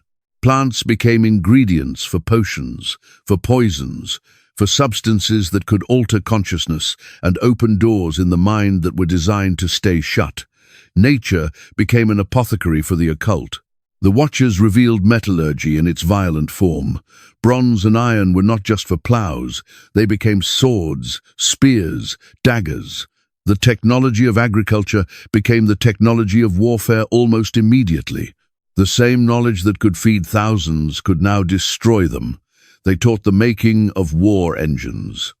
Early siege equipment, battering rams, mechanisms for breaking through fortifications. Defense became aggression.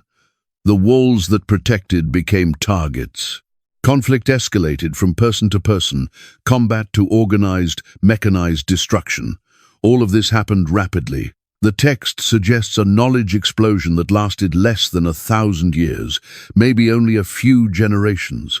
The world before the flood went from scattered agricultural communities to a global civilization of cities, weapons, occult practices, and sophisticated technologies in what amounts to a historical instant. But there is something crucial to understand about this forbidden knowledge. None of it was inherently evil. Metallurgy can create plowshares or swords. Herbalism can heal or poison. Cosmetics can express creativity or manipulate desire. Astrology can inspire wonder or replace faith with calculation. The knowledge itself was neutral. What made it forbidden was the timing and the source.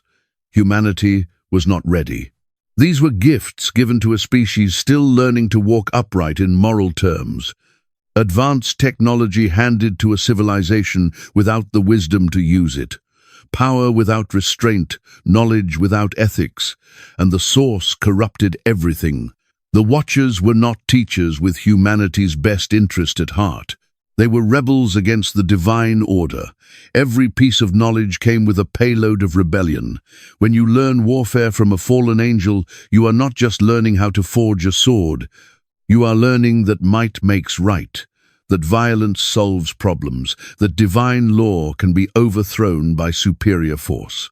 When you learn sorcery from the Watchers, you are not just learning techniques. You are learning that spiritual authority can be seized, that boundaries between realms can be violated, that human will can override divine restriction. The pedagogy was poisoned from the start. The Book of Enoch presents these teachings as the primary cause of the corruption before the flood, more than simple human sin, more than the violence of the Nephilim. The root problem was forbidden knowledge spreading like infection through every human community. Azazel specifically bears the weight of blame. The text says that the whole earth has been corrupted through the works he taught. All sin, all violence, all corruption is laid at his feet because he gave humanity the tools to express their worst impulses with maximum efficiency. The divine response was specific. Bind Azazel, throw him into darkness, cast him into the desert of Dudael, into a rough and jagged place, pile stones over him. Let him dwell in darkness until the great day of judgment. The punishment matched the crime. He brought hidden things into the light. He revealed secrets meant to stay buried. Therefore, he would be buried, covered, hidden in darkness until the final reckoning. But the knowledge could not be unlearned.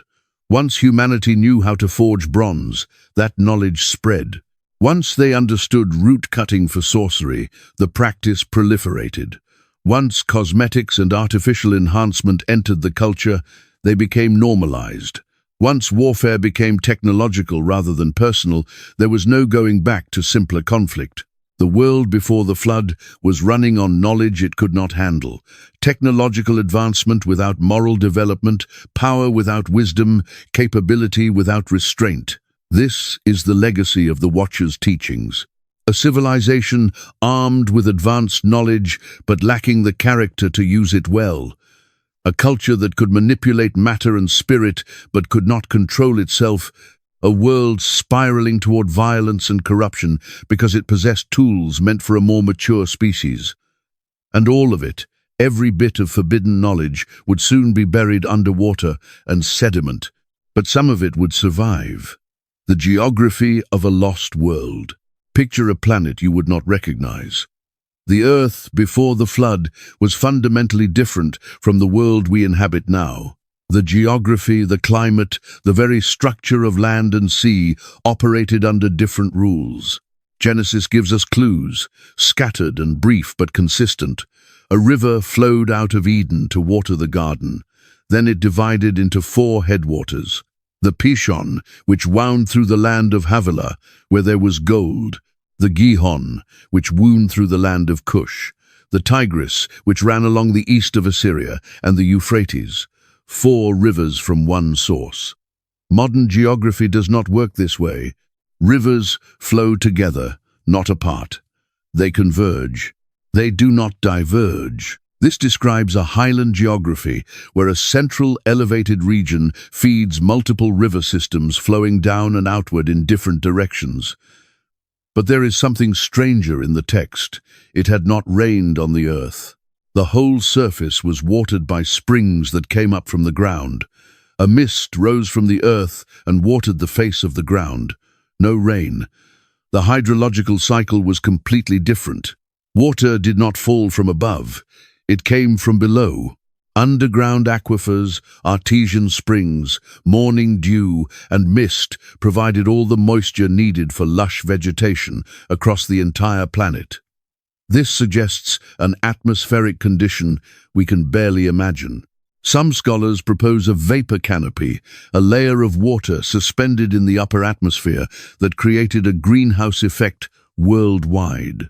Constant temperatures, no weather systems as we know them, no storms, no seasons in the modern sense, no rain. Others suggest a thicker atmosphere overall, with higher oxygen content and different barometric pressure. The kind of environment where gigantism in all life forms becomes possible, where humans could live centuries without cellular degradation, where plants grew larger, animals grew massive, and ecosystems functioned at scales we would consider impossible. The land itself was different. Many flood models propose a single supercontinent before the deluge, Pangea-like but with different arrangement. The division of land and sea was less extreme. Shallow seas, inland water bodies, a world where maritime travel was not necessary because land bridges connected all habitable regions. Genesis mentions the fountains of the great deep. This phrase appears nowhere else until the flood narrative. These were not normal underground water sources. The Hebrew suggests something massive, subterranean, under pressure, vast reservoirs of water trapped beneath the Earth's crust, possibly heated, possibly supporting the weight of continents above them. Imagine the Earth's crust as thinner, more flexible, the tectonic plates in a different configuration, underground oceans providing both structural support and thermal regulation for the surface. This would explain the lack of rain. The humidity and moisture came from below, not above. The climate was universal. Fossils of tropical plants appear in Antarctica, coral reefs in places that are now frozen tundra, coal deposits that require massive forests in regions now barren. The fossil record suggests that what we call climate zones did not exist. The poles were not frozen. The equator was not significantly hotter than anywhere else. One temperate zone covering the entire planet. This has massive implications. No deserts, no ice caps, no need for seasonal migration. Animals and humans could inhabit virtually anywhere.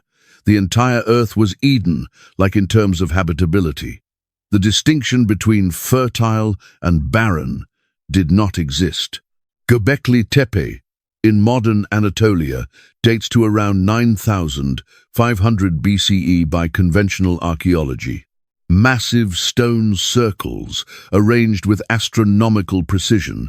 No evidence of agriculture at that date, no pottery, no metalwork. Yet somehow, hunter-gatherers carved and moved stones weighing 10 to 20 tons and arranged them in complex patterns that required advanced geometry. Unless they were not hunter-gatherers, unless Göbekli Tepe is a remnant after the flood or memory of building techniques from before the flood, unless what we are seeing is a degraded attempt to replicate something from before the waters came. Baalbek, in Lebanon. The foundation stones of the temple complex include blocks weighing over 800 tons. Modern construction equipment cannot move stones that size. Roman engineers who built on top of these foundations did not have the technology. Yet there they are, fitted together with precision that modern stonemasons admire. The Great Pyramid at Giza, conventional dating puts it around 2,560 BCE. But the water erosion on the Sphinx suggests a much older construction date from a time when the Giza Plateau received regular rainfall. When was that? Conventional geology says 5,000 to 7,000 BCE at the earliest. Some argue much earlier. What if these megaliths are echoes, remnants, or reconstructions of building technology from before the flood? What if the world before the flood had a global architectural culture that used stone on scales we have never matched? The world before the flood would not have had distinct civilizations as we understand them. No separate cultures developing in isolation. With universal climate, no geographical barriers, and centuries-long lifespans, you would have a single, interconnected global civilization, one language as Genesis confirms, one knowledge base, one architectural style. This explains why pyramid structures appear on every continent, why massive stone construction shows up globally with similar techniques, why astronomical alignments are consistent across ancient sites worldwide. These are not parallel developments. These are remnants of a single building tradition that predates the flood and the confusion of languages. The mountains were different. The highest peaks may not have been as high. The ocean depths were not as deep. The topography was gentler. Mountain ranges existed, but the extreme elevations we see now are likely after the flood, the result of catastrophic tectonic shifts during and after the deluge. Rivers flowed differently. Without rain, without runoff, rivers were fed entirely by springs. They flowed year-round at consistent levels. No flooding, no dry seasons, perfectly predictable. This makes riverine civilization incredibly stable. You can build permanent structures right at water's edge with no fear of flood damage. Vegetation was explosive. With constant moisture, thick atmosphere, and no seasons, plant growth was continuous. Forests were denser, trees grew taller. Root systems went deeper because the soil was constantly saturated from below. The biomass of the world before the flood probably exceeded modern levels by orders of magnitude. This explains coal deposits. Massive forests suddenly buried under catastrophic sediment during the flood, compressed under heat and pressure for centuries, becoming the carbon we mine today. The fossil fuels we depend on are the concentrated solar energy captured by plant life before the flood. Animals were larger. The fossil record confirms this. Megafauna that dwarf modern species. Not just dinosaurs, which are their own category of ancient life, but mammals, reptiles, insects, all appearing in gigantic forms in ancient strata. Dragonflies with 2-foot wingspans, beavers the size of bears. This was not mutation. This was the normal result of environmental conditions we no longer have. Higher atmospheric pressure, higher oxygen content, different gravity distribution. All of these allow for larger body sizes. The world before the flood supported gigantism because the physics of biology worked differently. And if animals were larger, if plants were larger, why not humans? The Nephilim were not just tall by our standards. They were proportionally consistent with a world where everything was bigger, a world where a 10-foot human was not an anomaly, but a natural expression of environmental potential. The earth before the flood was a world of abundance. No scarcity, no resource competition. Land everywhere was productive. Water everywhere was accessible. The climate supported life universally. This is why the population could grow so rapidly. Why cities could be built without the massive infrastructure we require. Why advanced civilization could develop without the slow, grinding progress we assume is necessary. But this perfect world had a hidden fragility. It was all balanced on a knife's edge. The vapor canopy, if it existed, was stable only under specific conditions. The subterranean water reservoirs were under immense pressure. The crust was thinner, more delicate. The whole system worked beautifully as long as nothing disrupted it. But when it failed catastrophically. Megaliths and monoliths, the builders. They moved stones that should not be movable. Baalbek's foundation stones weigh 800 tons, not 800 pounds, tons. Modern cranes can lift maybe 20 tons safely. The largest mobile crane in the world can handle 120 tons under perfect conditions. These stones are 8 times heavier than that. Yet there they sit, fitted together with joints so precise you cannot slip paper between them. The conventional explanation, Roman engineering. But the Romans built on top of these foundations. They did not create them. Roman documentation of the Baalbek construction mentions the existing platform as ancient, even in their time. They called it the work of giants, of a race that came before. The Romans who built the Colosseum and the aqueducts were not humble about their engineering. When they encountered something beyond their capability, they admitted it. Baalbek impressed them.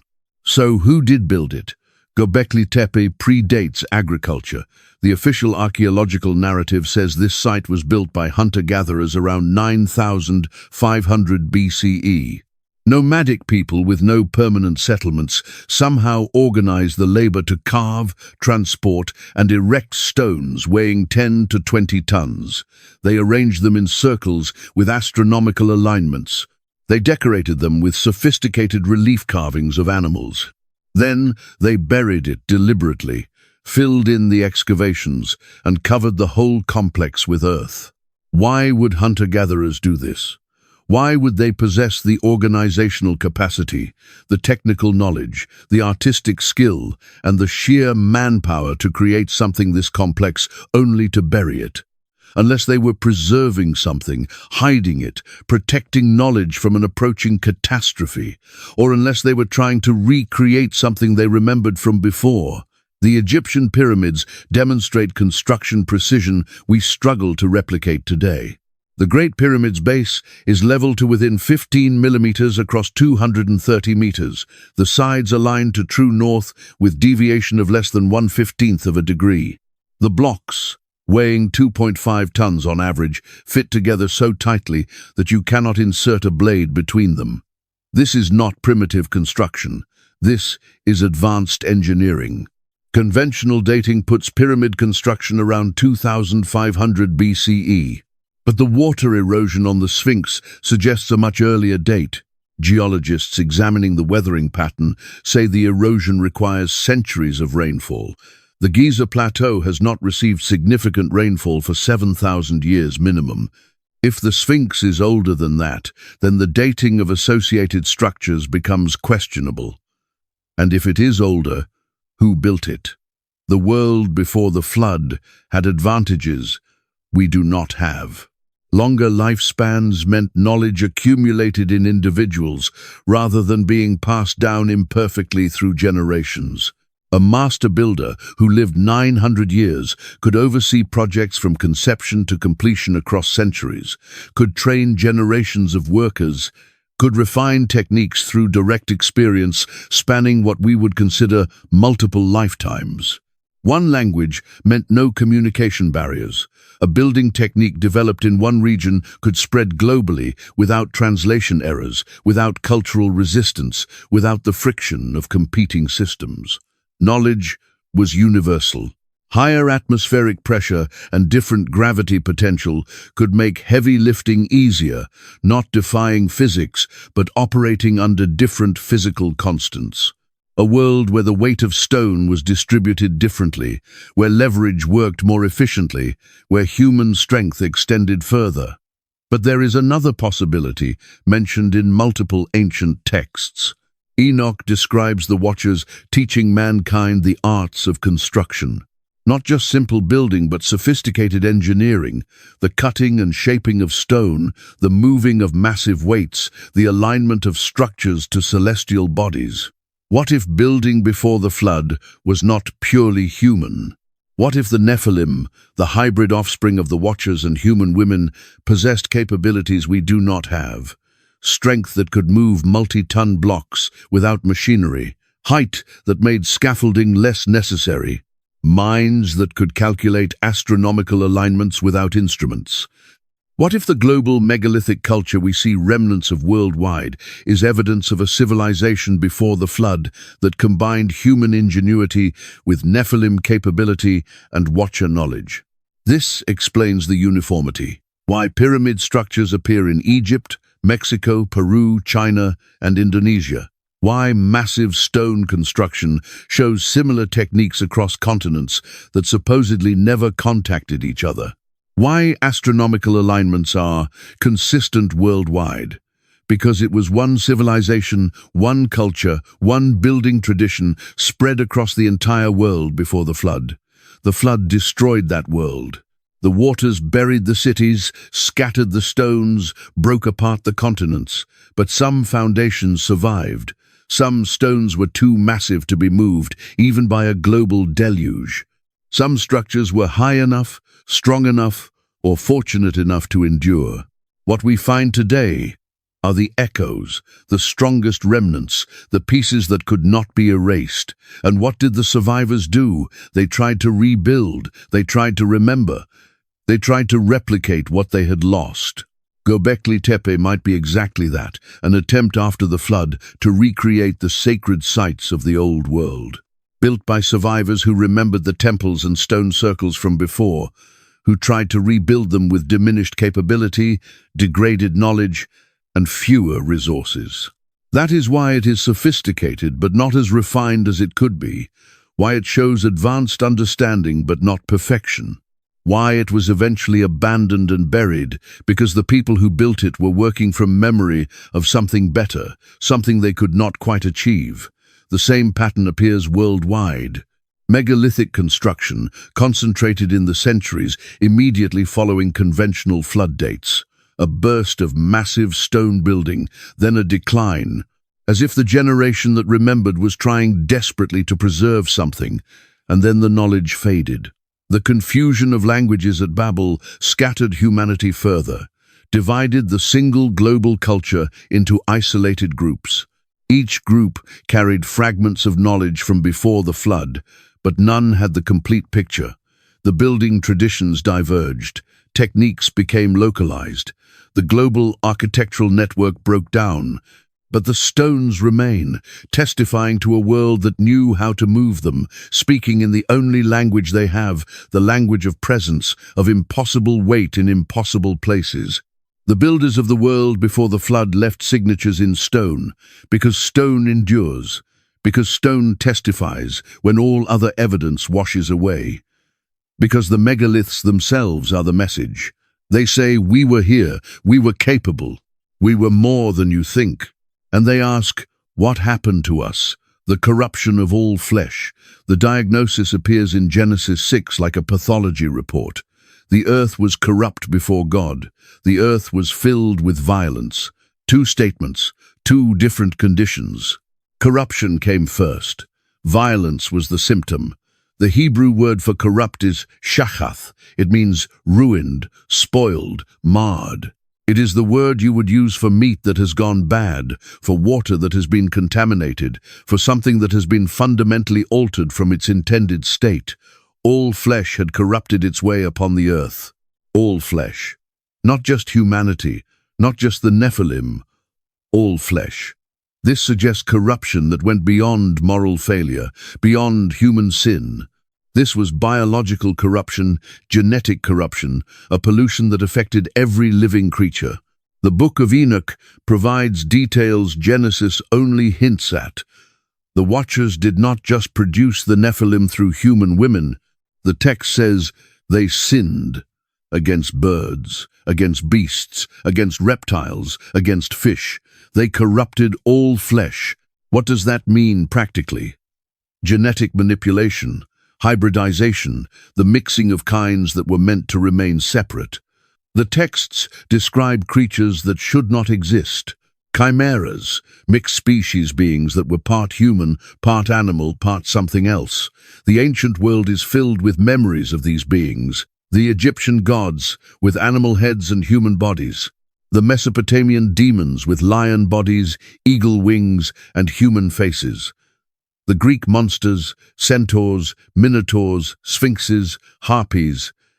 Every ancient culture has stories of hybrid creatures. Modern scholars call these myths symbols, creative imagination. But what if they are memories? Distorted over time but rooted in actual creatures that once walked the earth. Beings created through the forbidden knowledge the Watchers taught. Genetic experiments that violated every boundary the Creator had established. The Nephilim themselves were the first violation, divine beings breeding with human women, producing offspring that were neither fully human nor fully divine, beings that should not exist, beings that corrupted the human gene pool. But it did not stop there. If the Watchers taught humanity the cutting of roots for magical purposes, the manipulation of plants for effects beyond their natural use, then herbalism became genetic engineering. If they taught the mixing and combining of species, then animal husbandry became abomination. The world before the flood, filled with creatures that violated the created order, animals bred beyond their boundaries, humans modified beyond their original design, plants engineered for purposes other than food or beauty, and the Nephilim themselves grew monstrous. Enoch describes their appetites. They consumed all the resources humans had acquired. They ate through the food supplies. They devoured the work of human hands. Then they turned on humanity itself. They began to devour mankind. The text is explicit about this. The giants, the Nephilim, started consuming humans. Not metaphorically, not symbolically. They ate people. This is where violence enters. Not simple murder, not war, predation. Humans became prey. The hybrid beings that were supposed to be humanity's offspring became humanity's predators. The natural order inverted completely. Creatures that came from humanity turned on their source. But it got worse. The Nephilim turned on each other. They began devouring one another, giant against giant, the strongest consuming the weak. A cannibalistic hierarchy where power was the only law and consumption was the expression of dominance. The earth became a charnel house. Blood crying out from the ground, flesh torn and scattered, no creature safe from predation, no place of refuge. Violence was not occasional, it was constant. It was the operating principle of civilization. Genesis says the earth was filled with violence. The Hebrew word is Hamas. It means violence, wrong, cruelty. It is total, comprehensive. The earth was saturated with violence the way a sponge is saturated with water. You could not separate the two. This was not war. War has rules, has sides, has objectives. This was chaos, pure predation, might determining survival, the strong consuming the weak without restraint.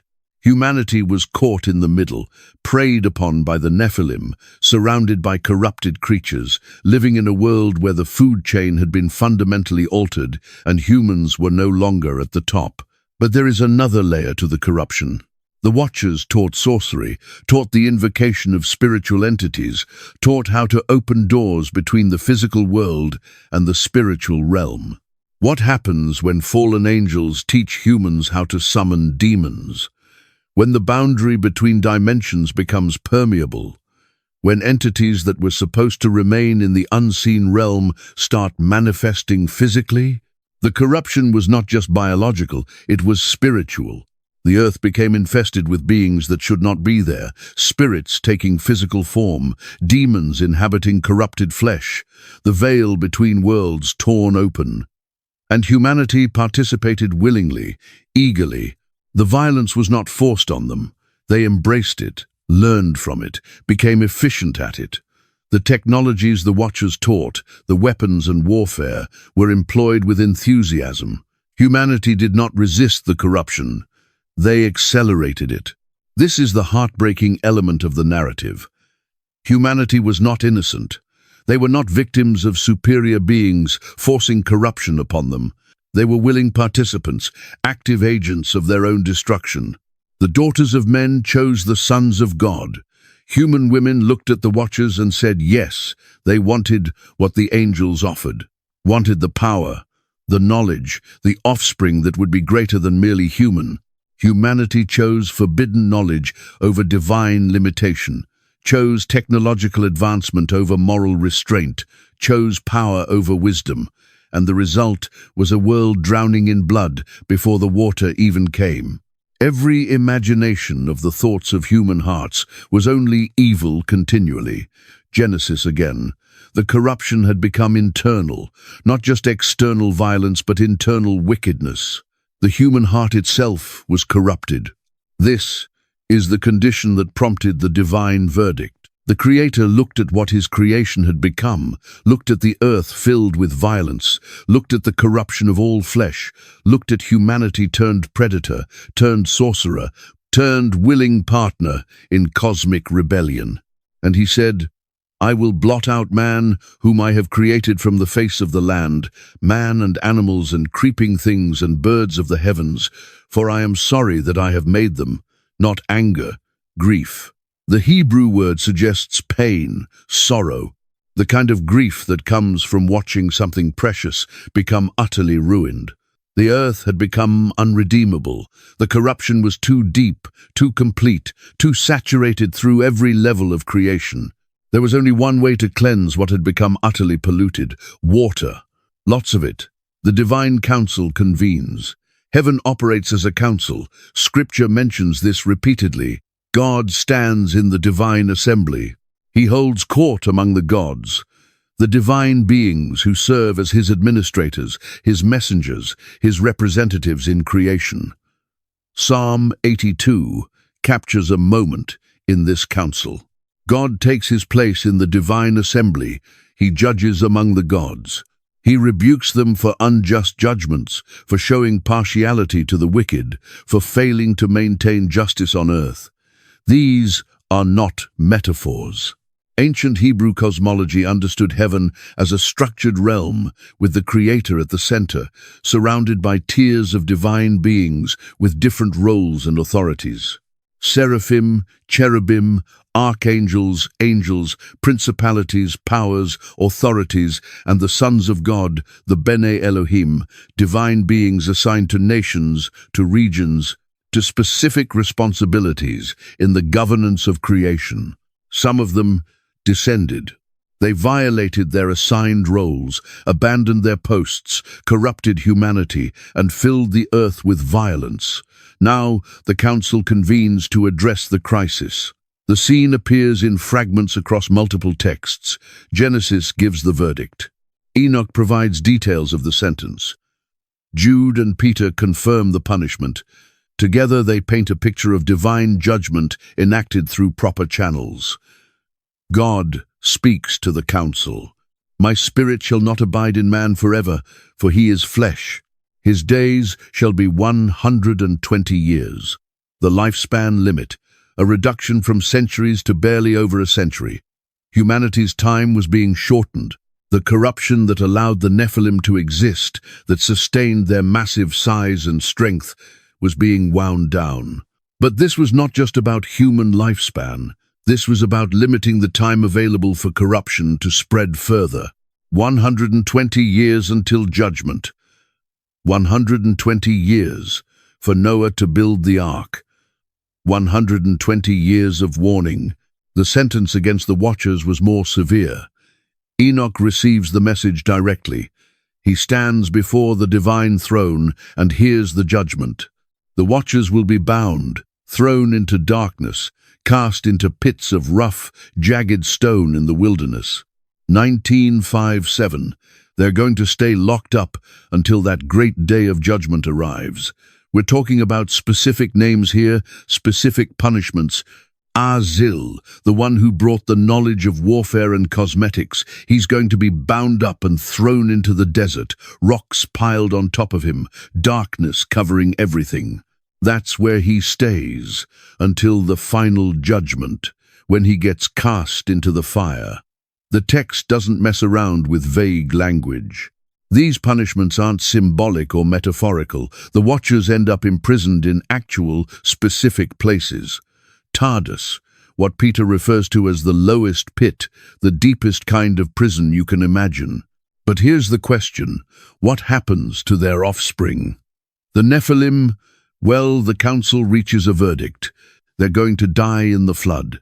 Every single hybrid being, every corrupted creature, every result of that forbidden mixing, it all gets wiped away. The waters are going to cleanse the earth, removing every trace of their presence. But we've got a complication here. The Nephilim aren't purely physical beings. They're part spiritual, part physical. So when those physical bodies die, where does the spiritual component go? Enoch gives us the answer to that question.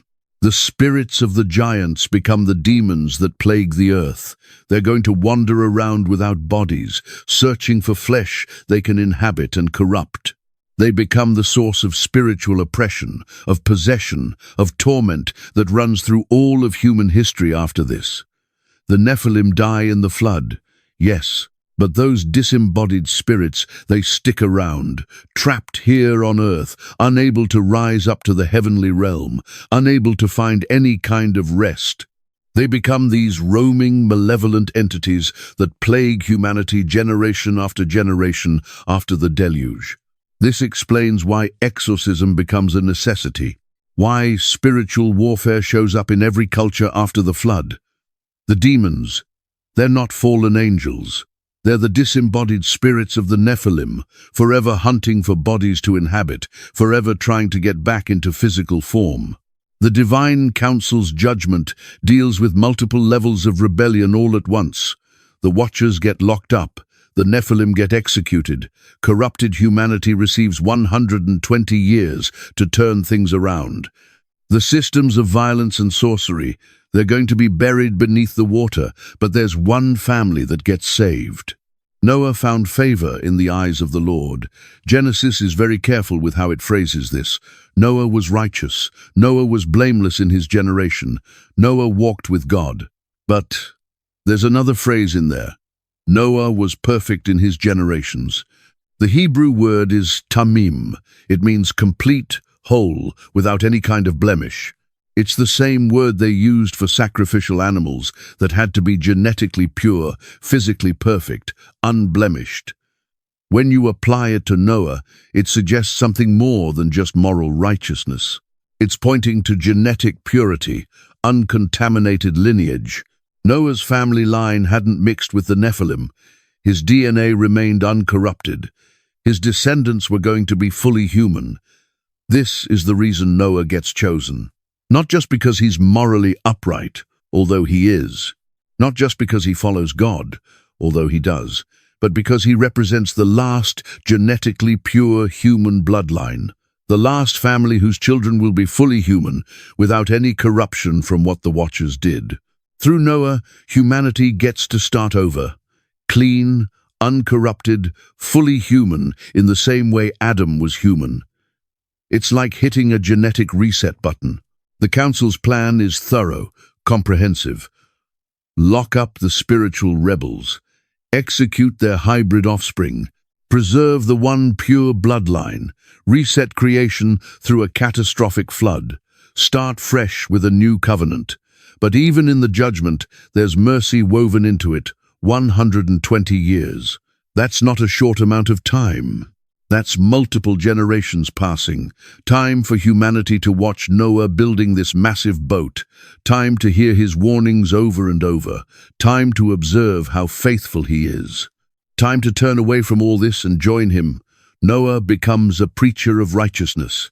2 Peter backs this up. For 120 years, while he's building the ark, Noah warns everyone around him, explains what's headed their way, describes the judgment that's coming, invites them to join him inside the ark. Nobody comes, though. Nobody believes him. Nobody turns away from their ways. The violence has become too normal, the corruption too complete, the pleasures of this corrupted world too attractive. Why would you spend decades building a boat for a flood that's never happened before when you could be out there enjoying the advanced civilization all around you? The council's verdict remains standing. The sentence is going to be carried out. The countdown has started. And somewhere in a workshop, an old man and his sons are constructing the largest wooden structure that's ever been built, plank by plank, decade after decade, while the world watches and laughs at them. Noah, the righteous remnant, one man standing against an entire civilization. Noah wasn't some superhuman figure. He wasn't a warrior. He wasn't a king or a prophet or someone leading armies. He was a farmer. Genesis tells us he worked the ground. He planted vineyards. He was an ordinary man placed in an extraordinary moral position. The world surrounding him was violent, corrupted, filled with Nephilim and their predations, saturated with sorcery and these forbidden technologies. Everyone he knew took part in the systems of violence and rebellion, everyone except him and his family. This detail is crucial. Noah didn't stand alone as some isolated individual. His wife believed him. His 3 sons believed him. His daughters-in-law believed him. 8 people total maintained their faith in a world of billions. Because the antediluvian population was massive. Think about it. Centuries, long lifespans, no disease, abundant resources, high birth rates. The population could have easily reached billions before the flood. Some people estimate tens of billions. 8 people remained faithful out of billions. Noah was righteous. The text emphasizes this over and over. He was blameless. He walked with God. These aren't just throwaway descriptions. They're qualifications, explanations for why he gets chosen. Righteousness in a violent world means refusing violence, rejecting these systems of predation even when everyone around you participates in them, maintaining moral boundaries when there's zero social pressure to do so, when actually all the pressure flows in the opposite direction. Blameless in his generation means uncompromised, not sinless, but uncorrupted. In a world where genetic mixing with the Nephilim was common, where corruption of flesh had become normalized, Noah's family remained genetically human, fully human, the way humans were designed to be. He walked with God. This phrase doesn't appear very often. Enoch walked with God and was taken. Noah walked with God and was preserved. It suggests ongoing communication, relationship, dialogue between the human and the divine that most people had completely lost. In a world full of sorcerers summoning demons, Noah talked directly to God. The command comes, make yourself an ark of gopher wood. Specific instructions follow. 300 cubits long, 50 cubits wide, 30 cubits high, 3 decks, a window finishing at a cubit, a door in the side, rooms throughout. Cover it inside and out with pitch. These aren't vague directions. This is an engineering specification. Dimensions, materials, structural details, waterproofing. God provides a complete blueprint for the largest wooden ship that's ever been constructed. Noah receives these instructions and faces a choice. Believe and obey, or dismiss and ignore. He believes, he obeys. So he starts building. Imagine the scene for a moment. An old man gathering lumber, cutting massive timbers from forests, dragging them to a construction site miles from any water, beginning to assemble a structure larger than anything anyone has ever seen. His neighbors watch. They ask questions. Noah explains, "There's a flood coming. God is going to destroy the earth. Everyone will die unless they repent and enter this ark." They laugh at him. They mock him. They ask where the flood is. They point out that it's never rained before. They remind him that water doesn't fall from the sky. They suggest he's lost his mind. Noah keeps building. Years go by, a decade, 2 decades. The ark takes shape, the frame rises up, the hull forms, the structure becomes undeniable. This isn't some model. This is a full-scale vessel. And Noah's still preaching about judgment. More mockery follows, more questions, more dismissal. The violence around him continues on. The corruption deepens further. The world races toward judgment, while Noah hammers planks together and coats them with pitch. His sons help him. Ham, Shem, Japheth. Young men at first, then adults, then middle-aged men, all spending their entire adult lives building a boat their peers call ridiculous. Working alongside their father on a project everyone says is pointless. This is faith sustained across generations. Noah convinces not just himself, but his entire family.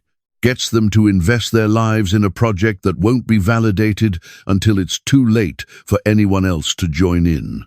The preaching continues on. Peter calls Noah a preacher of righteousness. 2 Peter chapter 2, verse 5. For 120 years, he warns them. For 120 years, he explains. For 120 years, he offers salvation through the ark to anyone who will listen. Nobody enters, though. Nobody repents. Nobody takes him seriously, because the world is functioning just fine. Advanced technology, courtesy of the watchers. Abundant resources, long lives, cities full of culture and commerce. Why would you abandon all of that for some crazy old man's boat? The cognitive dissonance must have been intense. Noah knows judgment is coming. God has told him directly. He has the date, the mechanism, the certainty. But year after year passes with no rain, no flood, no validation. Only his continued faithfulness, only the growing size of the ark, only the consistency of his message. This is where righteousness proves itself. Not in dramatic moments, but in sustained obedience over decades. Not in flashy demonstrations, but in daily faithfulness when nothing seems to be happening. Noah becomes a living sermon. The ark becomes a 3-dimensional invitation. Every plank preaches. Every nail testifies. Every day of construction says, judgment is real, salvation is available, choose. And every day, the world chooses violence instead. The corruption grows worse over time. The Nephilim become more predatory. The violence becomes more extreme. The earth fills with blood and wickedness, while Noah builds a rescue vessel nobody wants. But he doesn't stop, doesn't quit, doesn't compromise, doesn't join the violence to protect himself, doesn't accept the corruption to fit in, doesn't abandon the project when decades of mockery take their toll. He finishes the ark, every cubit, every deck, every room exactly as specified. Then he waterproofs it inside and out, pitch sealing every seam. The vessel becomes watertight, ready for waters that haven't appeared yet, and then he waits. The ark is complete. The invitation is visible. The warning has been preached for over a century. Now the world has its chance to respond. Silence, mockery, indifference. 8 people enter the ark. Noah and his wife, Shem and his wife, Ham and his wife, Japheth and his wife. 8 humans, the righteous remnant, the genetic preserve, the faithful few. Nobody else comes. Not one person, not from a population of billions, not one soul besides Noah's family believes enough to enter. The door remains open. Days pass by. God told Noah to gather animals, and they're coming now, pairs of clean animals, 7s of some kinds. They walk into the ark, directed by instinct or divine guidance. The boat fills with creatures, with food, with supplies, and still nobody else comes. The world watches animals loading themselves into the ark, and still doesn't believe, still doesn't repent, still doesn't take the threat seriously. This is the ultimate indictment right here, when even the animal kingdom responds to the coming judgment better than humanity does. Something is deeply, deeply wrong. Then, God closes the door. Not Noah, God. The text is specific about this detail.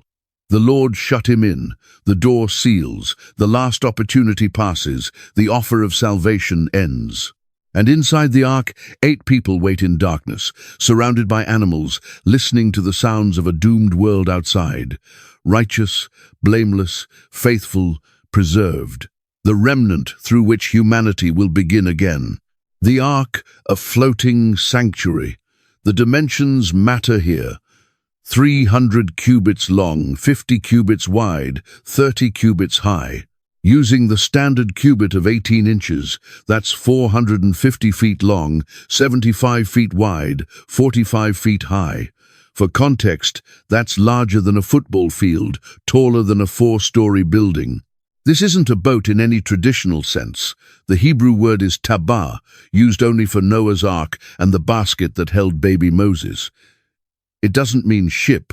It means box, container, vessel. Something meant to float and contain, not to sail and navigate. The ark had no rudder, no sail, no propulsion system. It wasn't designed to go anywhere. It was designed to survive, to float through whatever came, to protect its contents while the world outside tore itself apart. The shape was perfect for this purpose. Modern naval engineers have analyzed the proportions. The 6-to-1 length-to-width ratio is ideal for stability. The vessel would be nearly impossible to capsize. It could handle massive waves, violent storms, turbulent seas without rolling over. It would be uncomfortable, sure. The ride would be rough, but it wouldn't sink. 3 decks divided the interior. Lower deck for heavy cargo, for supplies, for ballast. Middle deck for animals requiring more space. Upper deck for smaller animals, for birds, for Noah's family. The text mentions rooms, specific compartments throughout the ark. Organization, structure.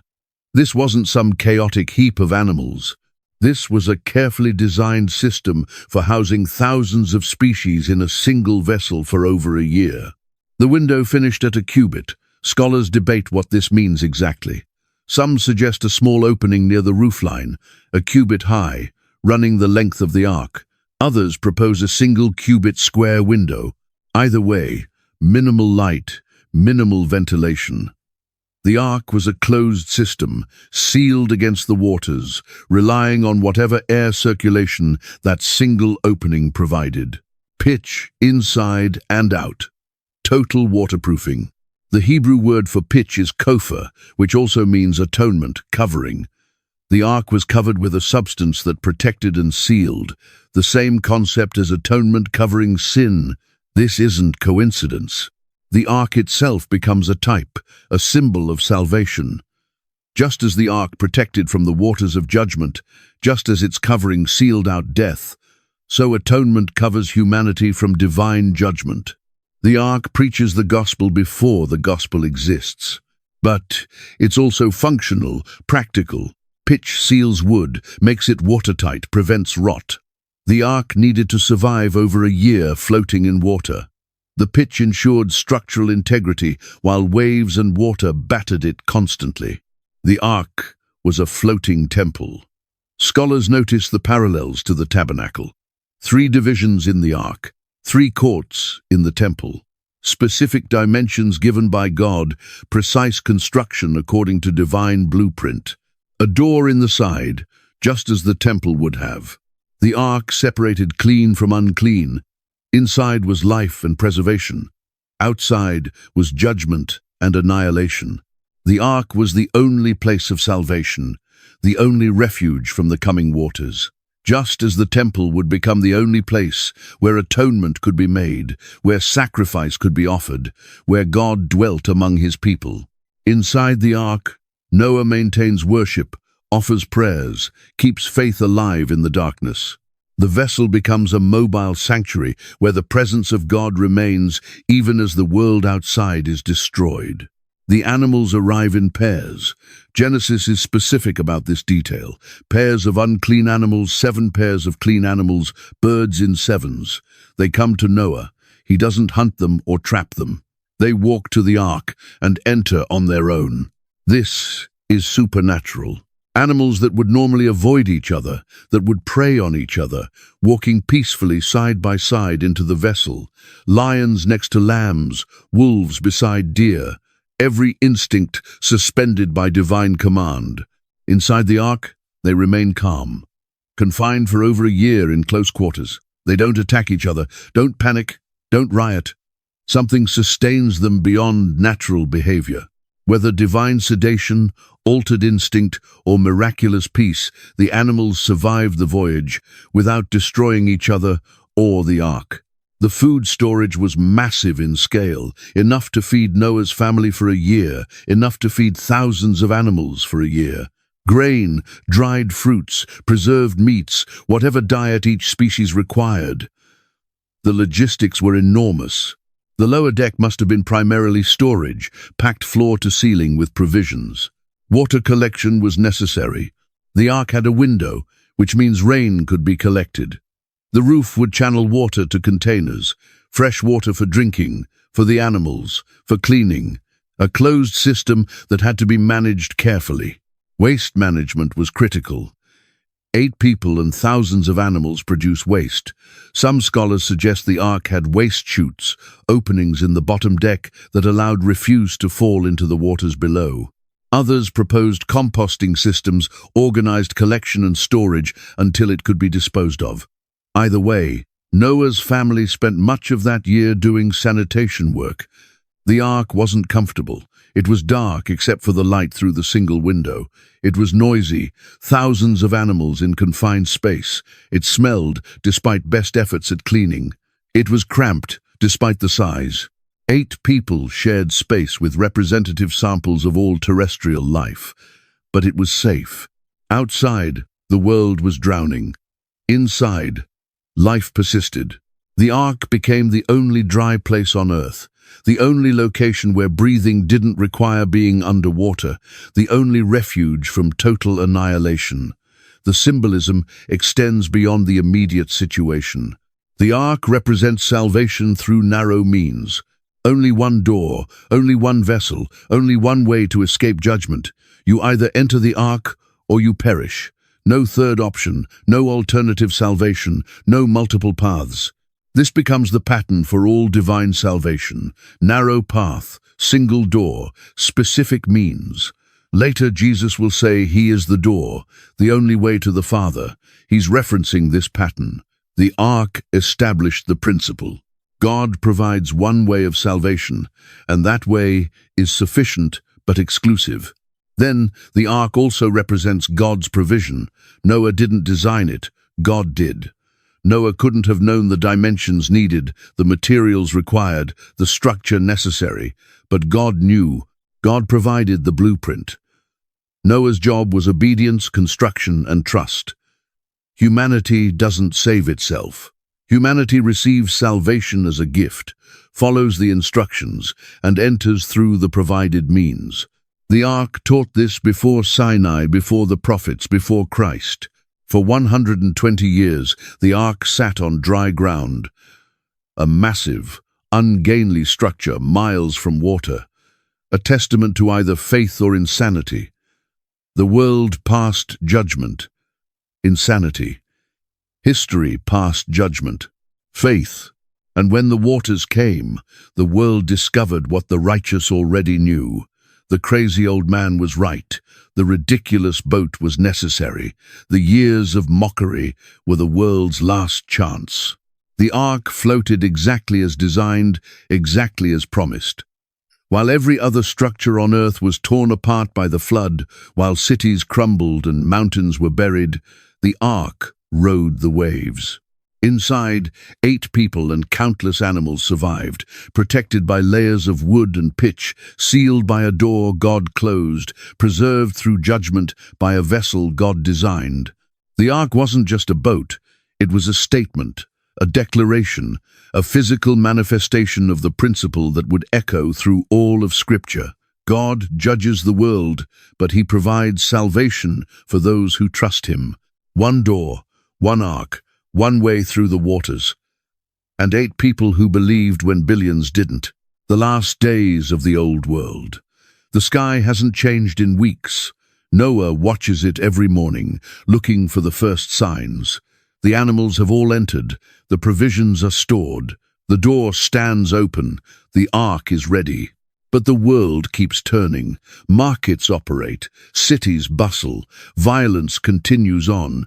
Nobody's worried. Nobody's preparing. Nobody believes. The mockery has intensified now. 120 years of warning. And now the deadline is approaching. Noah's credibility is on the line. If the flood doesn't come, he's not just wrong. He's a century-long laughingstock. A man who wasted his entire life on a delusion.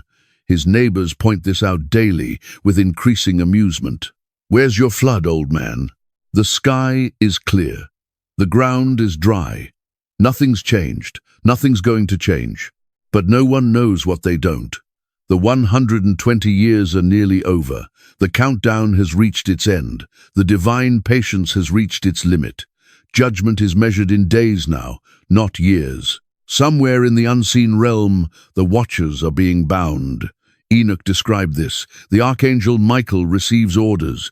Go bind Samjaza and his associates who have united themselves with women. Bind them for 70 generations in the valleys of the earth until the day of their judgment. The watchers who descended, who taught forbidden knowledge, who corrupted humanity, are being dragged to their prison. Cast into darkness, thrown into pits of jagged stone, buried in the wilderness of Dudael. Their era of influence is ending. Their time among humanity is over. They scream curses as they're bound. They rage against their sentence, but the verdict is final. The archangels execute their orders without mercy. The rebels are imprisoned until the day of final judgment. But their offspring remain. The Nephilim still walk the earth, still prey on humanity, still fill the world with violence. The giants sense something is shifting. The cosmic order is changing. Their fathers are gone, imprisoned, but they don't know why. They don't know what's coming. They continue their predation, continue consuming humanity, continue warring against each other. Blood flows in the streets of every city. The earth is saturated with violence to its final days. Noah's sons make final preparations, checking seals, verifying storage, counting supplies. They've spent their entire adult lives on this project. Now it's complete. Now they wait inside the ark with their wives, their father, their mother. 8 people in the largest wooden structure ever built, surrounded by animals, waiting in dim light, filtering through the single window, listening to the sounds of the world outside. And still the door remains open. Days pass. God told Noah to gather food, and he has. God told him to gather animals, and they came. God told him to enter the ark, and he entered. But the flood hasn't started yet. The sky is still clear. The ground is still dry. The mockery outside intensifies further. The old man is inside his boat on dry land, waiting for water that isn't coming. The joke has reached its punchline. The whole century of building climaxes in this absurd image. Noah, sitting in a landlocked ark while the world laughs. But Noah knows something the world doesn't. God is long-suffering, patient beyond human understanding. But his patience has limits, and those limits have been reached. Then God shuts the door. Not Noah, God. The text emphasizes this. The Lord shut him in. The massive door seals. Whatever mechanism God uses, it's beyond human strength to open from either side. The ark is now completely enclosed. 8 humans and thousands of animals locked inside a wooden box, sitting on dry ground. Outside, the laughter continues. Now, even the door is closed. The performance is complete. The old man has sealed himself in his own tomb. How long before he runs out of food and has to admit defeat? But something is changing. The sky darkens. Not gradually, suddenly. Clouds form from nowhere, thick and black. The air pressure drops. Animals not in the ark begin behaving strangely. Birds flee, livestock panic. Something is wrong with the world. The first drops fall. Rain, water from the sky, something that has never happened in human history. People stop and stare, touch the moisture falling from above, try to understand what they're experiencing.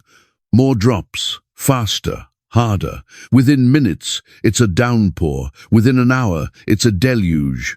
Water pouring from the heavens in sheets, in torrents, in volumes impossible to process. But rain is only half the catastrophe. The fountains of the great deep break open. The ground splits. Fissures appear in the earth, widening into chasms. From deep below, water erupts. Not rain, not streams. Geysers of superheated water under immense pressure, exploding from underground reservoirs that have supported the continent since creation. The planet is tearing itself apart from within. Imagine standing in a city when this begins. The rain comes first, strange and alarming, but not immediately dangerous. You seek shelter. You try to understand. You've never seen rain before. But how bad can water from the sky be? Then the ground beneath you splits open. A crack races down the street. From the crack, water explodes upward with the force of volcanic eruption, superheated steam, scalding water. The pressure of millions of gallons breaking free from subterranean prisons. The city begins to flood. Not from rain alone. From below, water rising faster than you can run. Buildings collapsing as foundations are undermined. Streets becoming rivers, rivers becoming rapids. People rush to high ground, climb buildings, climb mountains, anywhere above the rising water. But the water keeps rising faster than you can climb, higher than any refuge you can reach. The Nephilim die first. Their size becomes a liability. Giants trying to wade through waters that are rising by the hour. Their strength is useless. You can't punch water. You can't threaten a flood. They drown like everyone else. Their massive bodies pulled under by currents and undertow. Humanity panics. Billions of people all realizing simultaneously that Noah was right. The old man wasn't crazy. The ridiculous boat was necessary. The century of warnings was accurate. But the door is sealed. No one can enter. No one can knock loud enough to be heard over the roar of water. And even if they could, God shut the door. Only God can open it. The strongest swimmers last longest, perhaps hours, perhaps a day. Eventually, exhaustion wins. Everyone drowns. Every person who mocked Noah, who ignored the warnings, who continued in violence and corruption, dies in the rising waters. The cities vanish. First floors flooded, then second floors, then rooftops. Buildings collapse under the pressure. Walls disintegrate. Civilizations that took centuries to build disappear in days. The mountains are next. Water continues rising. Days become weeks. Weeks become months. The highest peaks go under. 15 cubits above the highest mountains, the text says. The entire surface of the earth is covered, buried, drowned. Everything that breathed air dies. Everything except what's in the ark. The land animals, the birds, the crawling things, humanity, all perish in the waters. The earth becomes one vast ocean, with a single floating box containing the only terrestrial life left. Inside the ark, Noah and his family feel the vessel lift. The ground disappears beneath them. They're floating now, riding waters that are burying the world. The motion is rough. Waves batter the ark. The structure groans but holds. The pitch seal keeps water out. The design proves perfect, but the noise is constant. Water hammering the hull, waves crashing, wind howling, animals stirring restlessly, thunder rolling across endless seas. The ark rocks and heaves, never still, never calm. Noah's family tends the animals, feeds them, cleans, maintains routine in chaos. They don't know how long this will last. They don't know if they'll ever see land again. They only know they're alive while everything outside has perished. The old world is gone. The cities with their violence and corruption, the Nephilim with their predation, the advanced technologies and forbidden knowledge, the towers and temples, the markets and monuments. Everything humanity built across centuries of civilization, all buried underwater. The fossils form in these moments, massive graveyards of creatures caught in catastrophic burial, layers of sediment pressed down by water pressure, coal deposits from forests buried intact, oil from organic matter compressed under heat and weight. The Earth's surface is being remade. Tectonic plates are shifting. Continents are breaking apart. What was one supercontinent is splitting into multiple land masses. The geography is being fundamentally altered. Mountains are being thrust up from the ocean floor. Valleys are being carved by rushing water. The entire planet is transforming. The world Noah will step out into will be completely different from the world he left. Different climate, different geography, different atmospheric conditions. The flood isn't just burying the old world, it's creating a new one. And through it all, the ark floats, sealed by God, preserved through judgment. 8 people and thousands of animals riding out the apocalypse in a wooden box covered with pitch. Outside, billions of bodies settle into the sediment, buried in mud that will harden into stone, preserved in postures of panic and flight, testifying for all time that the world was judged, was destroyed, was reset. Inside, life persists, waits, endures, protected by a vessel built in faith, sealed by divine command, floating on the waters of judgment toward a future only God can see. The last days of the old world end in drowning. The first days of the new world begin in an ark. The fountains of the great deep. The planet breaks, not metaphorically, literally. The fountains of the great deep don't just open, they explode. The Hebrew suggests violence, rupture, splitting. This isn't gradual seepage. This is catastrophic failure of the Earth's crust. Beneath the antediluvian surface lay massive subterranean chambers, oceans hidden underground. Water at tremendous pressure, superheated by proximity to the Earth's core, trapped beneath layers of rock and soil that had held it since creation. The breaking of these fountains releases that pressure all at once, all over the world. Imagine the force. Underground reservoirs the size of continents suddenly breaching the surface. Water under pressure that would make modern hydraulic systems look gentle. Geysers that could reach miles into the atmosphere. Jets of superheated water carving through rock like a laser through paper. The surface eruptions create immediate flooding. But they do something worse. They undermine the continental structure. The crust was supported partially by these water chambers. When they empty, when that support disappears, the tectonic plates begin to collapse. Earthquakes beyond any modern scale.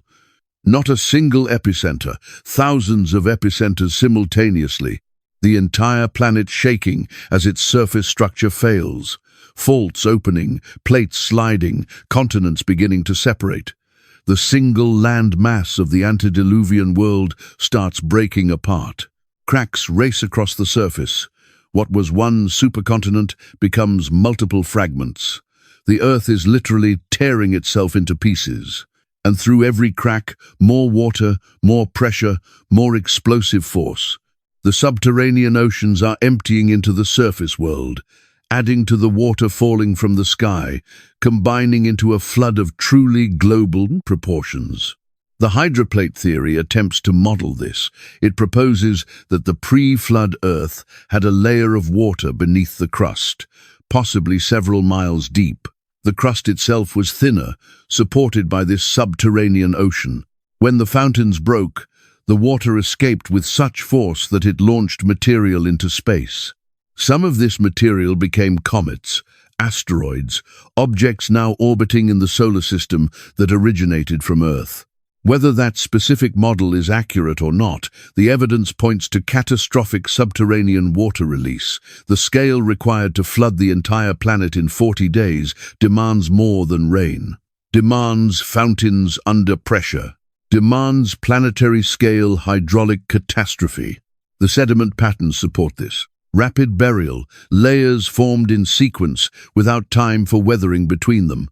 Massive fossil graveyards where thousands of creatures were buried simultaneously in catastrophic flow. Coal seams that require forests buried intact. Oil deposits that require organic matter compressed rapidly under heat and pressure. None of this matches slow, gradual processes. All of it matches sudden, violent, water-driven catastrophe. The mountains rose during the flood. The text says the waters prevailed and the mountains were covered. But it also implies the mountains weren't as high before. The waters rose, but the mountains rose too, thrust up by tectonic forces as the plates collided and buckled. The ocean basins sank. As mountains were pushed up, ocean floors were pushed down, creating the deep trenches we see today. The Mariana Trench, the Puerto Rico Trench. These extreme depths are the result of catastrophic tectonic movement. Plates being forced beneath each other, creating depressions miles below sea level. This is how the floodwaters receded. Not through evaporation alone, through geography changing, the ocean basins deepening to hold more water, the continents rising as the weight of floodwaters pressed down, the planet finding a new equilibrium with radically different topography. The Grand Canyon formed during this period, not through millions of years of gradual erosion, through catastrophic water flow carving through soft, recently deposited sediment. The layers of the canyon walls are flood deposits, laid down rapidly, then carved through by massive water currents as the flood receded. Similar formations appear worldwide. Massive erosion features, canyons, river valleys too large for the rivers that now flow through them. These are relics of the catastrophic drainage. When the flood waters began receding, they didn't just evaporate. They flowed off the rising continents into the sinking ocean basins. The flow rates were enormous. The erosive power was extreme. The fossil record preserves the sequence. Marine creatures at the bottom, land animals higher up. Generally, the more mobile creatures are found at higher levels because they could flee rising waters longer. The less mobile creatures were caught first, buried in the earliest sediment. But there are anomalies. Trees buried vertically through multiple layers, called polystrate fossils. These trees extend through rock layers that supposedly represent millions of years. Impossible, unless those layers were deposited rapidly in quick succession while the trees were still standing. The coal deposits tell the same story. Massive forests buried intact, not gradually through trees falling over time, catastrophically through entire forests being overwhelmed by sediment simultaneously. The organic matter compressed rapidly under heat and pressure, becoming coal in decades or centuries, not millions of years. The oil deposits suggest similar rapid formation, organic matter from plants and animals buried under sediment, heated by being pushed deep into the earth during tectonic upheaval, transformed into petroleum. The process requires catastrophic burial and rapid heating, both available during a global flood. The Ice Age follows logically from the flood. The eruption of subterranean waters would have been superheated. When those waters reached the surface, they would have warmed the atmosphere dramatically. Higher air temperatures over colder oceans from volcanic activity and tectonic movement would create massive evaporation. That moisture would fall as snow at the poles and high elevations. Within centuries, ice sheets could build to the levels we see evidence for. Then, as the climate stabilized, the ice would begin retreating. We're still in that retreat. The glaciers still exist, but they're shrinking. The Ice Age was a direct consequence of the flood's atmospheric and oceanic disruption. The fountains of the Great Deep accomplished multiple purposes. They provided the water volume needed for a truly global flood. They preserved massive amounts of biological material as fossils and fuel. They reshaped the planet's geography into the form we recognize today. They created the evidence that still testifies millennia later to a catastrophic event that destroyed a world. The windows of heaven opened simultaneously. Rain fell for 40 days, but the fountains lasted longer. 150 days, the waters prevailed. 5 months of earth-shattering geological catastrophe. 5 months of the planet's surface being torn apart, rearranged and reset. Inside the ark, Noah couldn't see any of this. He felt it. The constant motion, the violent rocking, the impact of waves, the sound of endless water. But he couldn't see the mountains being thrust up, couldn't see the continents splitting apart, couldn't see the ocean basin sinking. He only knew the world he entered the ark in was gone, buried, destroyed, and the world he would eventually exit into would be fundamentally different. The fountains of the Great Deep were the mechanism, the tool God used to unmake the old creation and prepare for the new. Water was the medium of both judgment and purification. The same element that destroyed also cleansed. And when the fountains finally stopped, when the windows of heaven closed, when the waters began to recede, what remained was a planet transformed. A new world emerging from the burial of the old. A fresh start on a foundation of global catastrophe. 8 people would step out of the ark onto this new world. They would be the atoms of this age, the founders of post-flood humanity, the preservers of knowledge from before. But they would build on bones, on sediment packed with the remains of billions, on a world that testified in every rock layer to judgment, to destruction, to the cost of corruption. The fountains of the Great Deep broke open the old world, and from that breaking, the new world emerged. The burial of an age. The waters settle. After 5 months of catastrophic violence, the fury subsides. The fountains stop flowing, the rain stops falling, the tectonic upheaval slows. The planet begins finding new equilibrium. The ark rests on the mountains of Ararat, somewhere in what will become the high country between the Black and Caspian seas, the vessel grounds.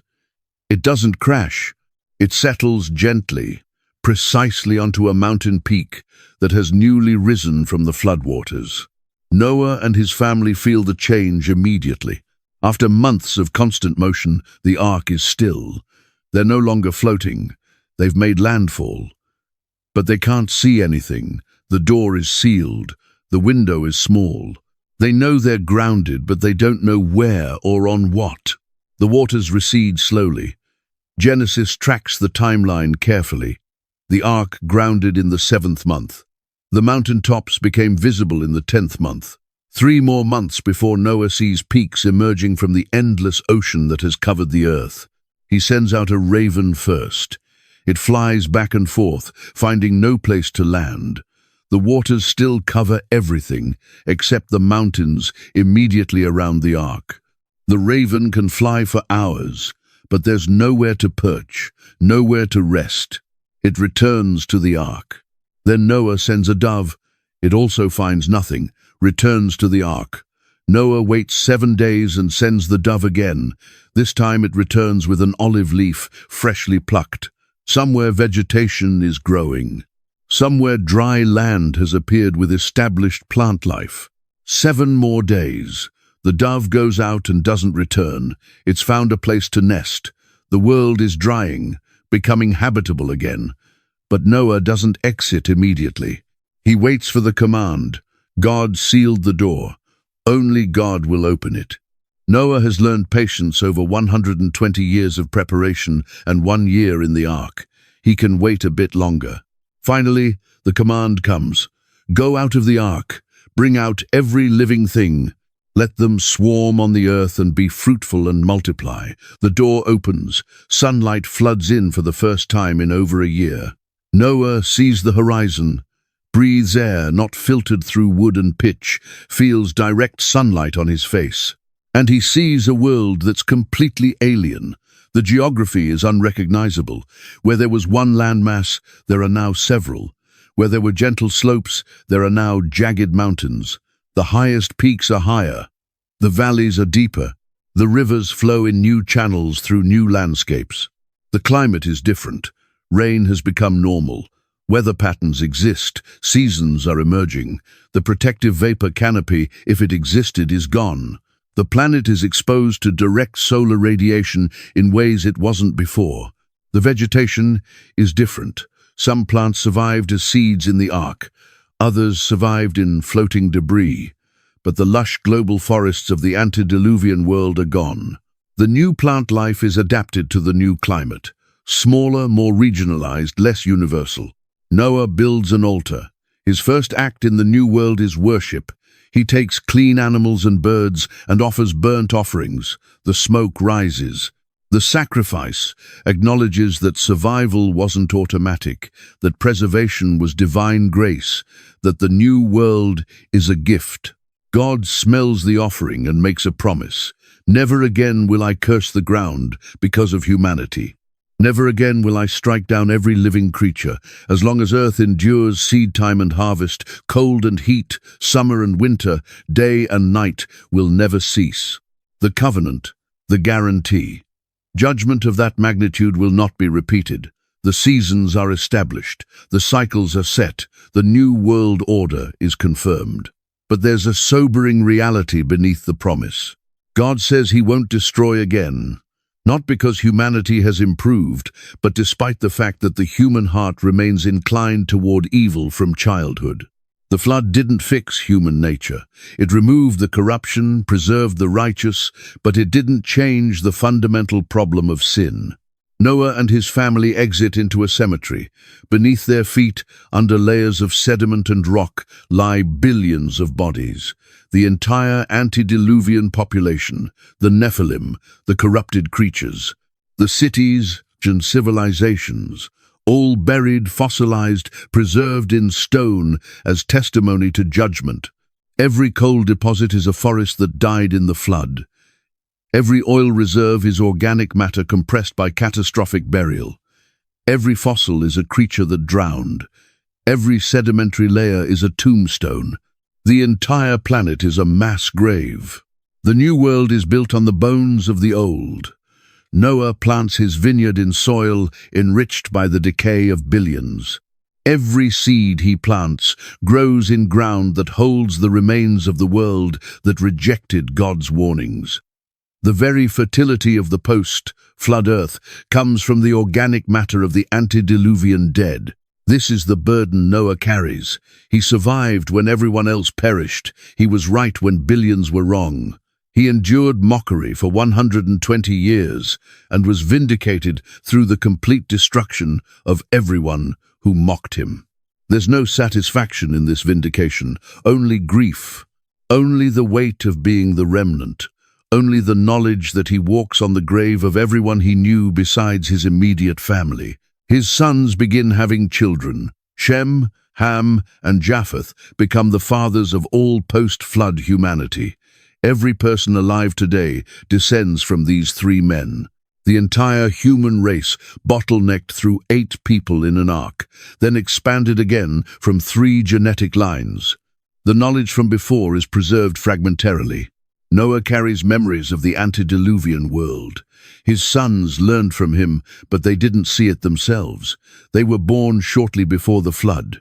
Their memories are childhood memories of a world ending, not adult knowledge of how that world functioned. So the knowledge degrades. Some technologies are lost. Some building techniques are forgotten. Some metallurgical processes die, with the antediluvian craftsman buried under the flood. The new world starts over, not from zero, but from fragmented memory. This explains the immediate post-flood archaeological record. Sophisticated building appears suddenly. Göbekli Tepe isn't primitive people developing religion. It's survivors attempting to recreate the sacred structures they remember from before. The techniques are advanced, but not perfect. The execution is skilled, but not as refined as the antediluvian originals. The Tower of Babel comes next in the narrative. Humanity, still speaking one language, still operating as a single culture, attempts to build a city and a tower reaching heaven. This isn't primitive. This is sophisticated engineering, using remnant knowledge from before the flood. God confuses their language, scatters them across the earth. The single global culture fragments into multiple isolated cultures. The shared knowledge base divides. Each group carries pieces of the original knowledge, but none has everything.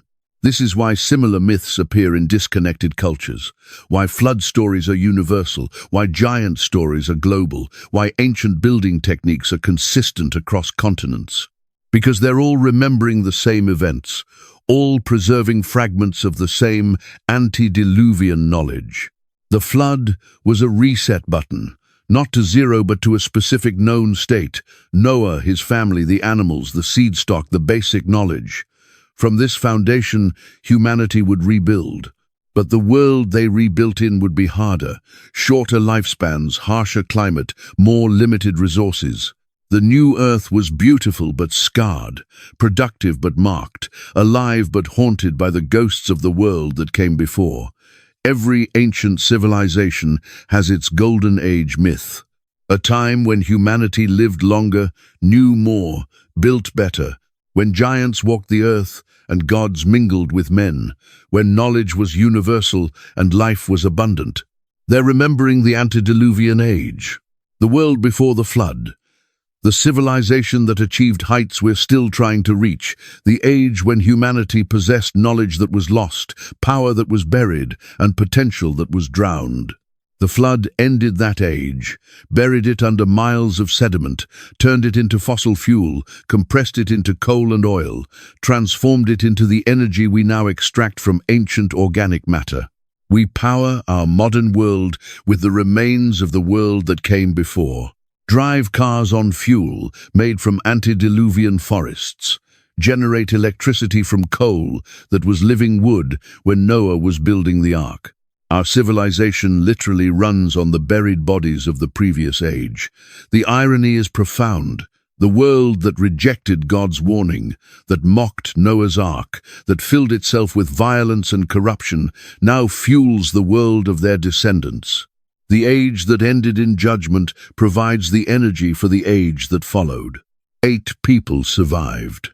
8 people preserved human life through the greatest catastrophe in history.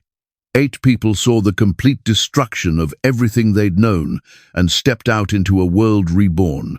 They walked out of the ark, into a graveyard, but also into a garden.